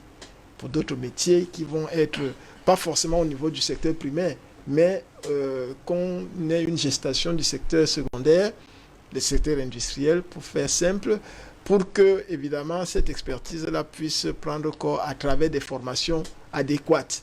Et là encore, je fais une fleur à nos programmes de formation parce que les programmes qu'on a hérités, évidemment, doivent être revus chaque fois pour être contextualisés par rapport à nos richesses nationales. Et le troisième élément, c'est qu'il y a, j'ai parlé de la faible qualification, et puis il y a la faible rémunération, surtout dans le secteur rural. Vous savez, on a quand même là-bas un taux de pauvreté d'environ 45%. C'est-à-dire que vous avez près de 45% de Burkinabés qui vivent avec environ 70 000 francs CFA. C'est pas beaucoup, ça c'est le classement toujours qui vient de ces gens-là. De ces gens-là. Donc, mais c'est un pays qui a l'avantage de pouvoir mettre en place des mesures incitatives liées aux échanges. Par exemple, au niveau de la CEDEAO, c'est l'un des rares pays qui a défiscalisé, par exemple, les produits qui viennent des pays de l'Union, en fait, de la CEDEAO, pour rentrer au Burkina Faso. Et même au niveau des frais de douane, ils ont revu les frais de douane à la baisse, nettement à la baisse, pour que les échanges soient accélérés au sein de la communauté. Parce que les colons ne veulent pas que ça se passe comme ça. Ils font tout pour qu'il n'y ait pas des échanges. On crée une communauté sur le papier, qui est juste un comptoir, mais en réalité, il n'y a pas de libre circulation, ni des individus, ni des biens, ni des capitaux, etc. Donc, ce pays commence déjà à travailler dans ce sens. Maintenant, il est question de se pencher véritablement sur ces trois facteurs que j'ai relevés, parce que l'objectif, c'est que les Burkinabés aient de mieux en mieux des conditions meilleures de vie, n'est-ce pas, pour pouvoir vivre au Burkina, et en Afrique, et évidemment, pour pouvoir se déployer dans le monde entier avec toutes les ressources dont ils regorgent. Omer Sena, vous avez le mot de fin ce matin. Je voudrais simplement dire que les aboyeurs d'hier sont devenus des civilisateurs d'aujourd'hui et les civilisateurs d'hier sont devenus des aboyeurs d'aujourd'hui. Vous savez, mon cher Steve, s'il y a des leçons... Ce sont des sauvages. Des sauvages. C'est dans leur nature. S'il y a des leçons à recevoir de démocratie, de bonne gouvernance à recevoir, ce n'est pas du côté du bloc occidentalo-américain. Je l'ai toujours dit et je vais m'obstiner à le répéter. Les sociétés occidentales sont fondamentalement des sociétés de sauvagerie à l'état pur. La preuve, si nous prenons ce que nous appelons accidentellement l'Organisation des Nations Unies, je vous avais convoqué la réflexion de mes élèves, qui avait dit, si on parle de l'Organisation des Nations Unies, cela suppose le regroupement de tous les pays. Mais les cercles de décision, ils sont confisqués par moins de 7 pays. C'est l'expression de la dictature. Y a-t-il donc des leçons à attendre de ces personnes? Du tout. Non. Je pense fondamentalement que l'heure est venue que le service militaire soit institué dans nos États.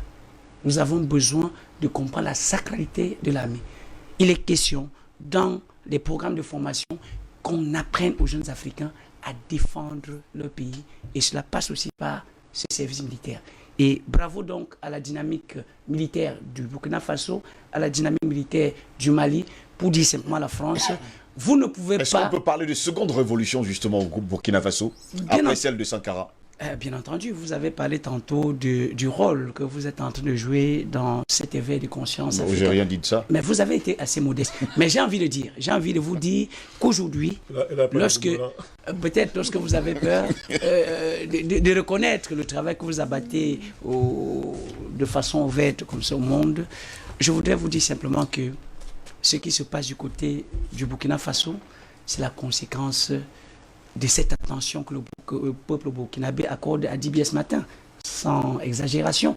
Parce qu'au fur et à mesure que nous amenons les jeunes Africains à comprendre que ceux-là qui nous vendent la démocratie, les droits de l'homme, sont nos pires ennemis. Parce que s'ils étaient là pour les droits de l'homme, pour la démocratie, j'espère quand même qu'elles devraient laisser nos pays tranquilles, sans asphyxier nos économies avec la monnaie des singes. Bob Denard, il y a longtemps, sera en prison. Mais il me semble que la famille Bush serait inquiétée. Le bombardement de l'Irak, les têtes qui tombent en Palestine, assassinat de Saddam Hussein en Syrie. Vous croyez que ce sont là des gestes de démocratie? Les jeunes Africains ont compris aujourd'hui. Et comme le dit bien le président Banakani, la roue a tourné. L'histoire est en train de s'écrire et elle ne peut plus s'arrêter. Les sauvages vont être présentés comme des sauvages.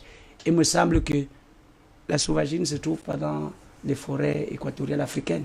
Si vous voulez un peu trop de sauvagerie, allez sous les lumières de Paris, Londres, Washington. Vous allez voir que derrière ce qui brille là, se trouve le monstre. Merci à vous, merci d'avoir été là ce matin. Merci. Merci à vous, Dr Jean-René Douma. Merci, M. Steve. C'était pas une convocation. Je viens de préciser également avant que nous sortions. Nous sommes à votre service. Merci à vous, président Badakaï, d'avoir été là ce matin. Vous avez peur de boomerang? Non, du tout. Qui a peur du boomerang? Je crois que vous avez peur de boomerang. Non. Non, il n'a pas. En fait, ils ont créé une histoire qu'on appelle le boomerang. Ouais. Je vais vous montrer justement le système. Ouais. Vous le lancez, Oui, ça devient il va, mais il revient quand même vers vous. Non, là. Ce que vous savez pertinemment, c'est que lorsque ça revient, vous, au moins, vous pouvez l'attraper. Non, ça ne va même pas devenir.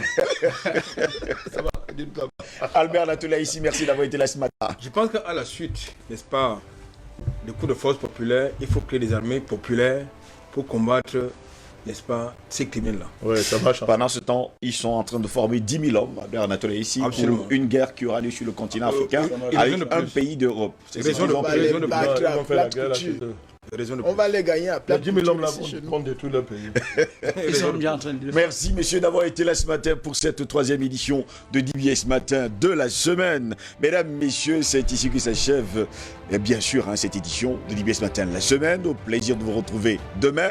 N'oubliez surtout pas, il y a 3 sortes d'intelligence. L'intelligence humaine, l'intelligence animale et l'intelligence militaire. La puissance militaire remporte les batailles et la force morale remporte les guerres. Qu'est-ce que vous choisissez, vous qui êtes à la maison? Bonne journée.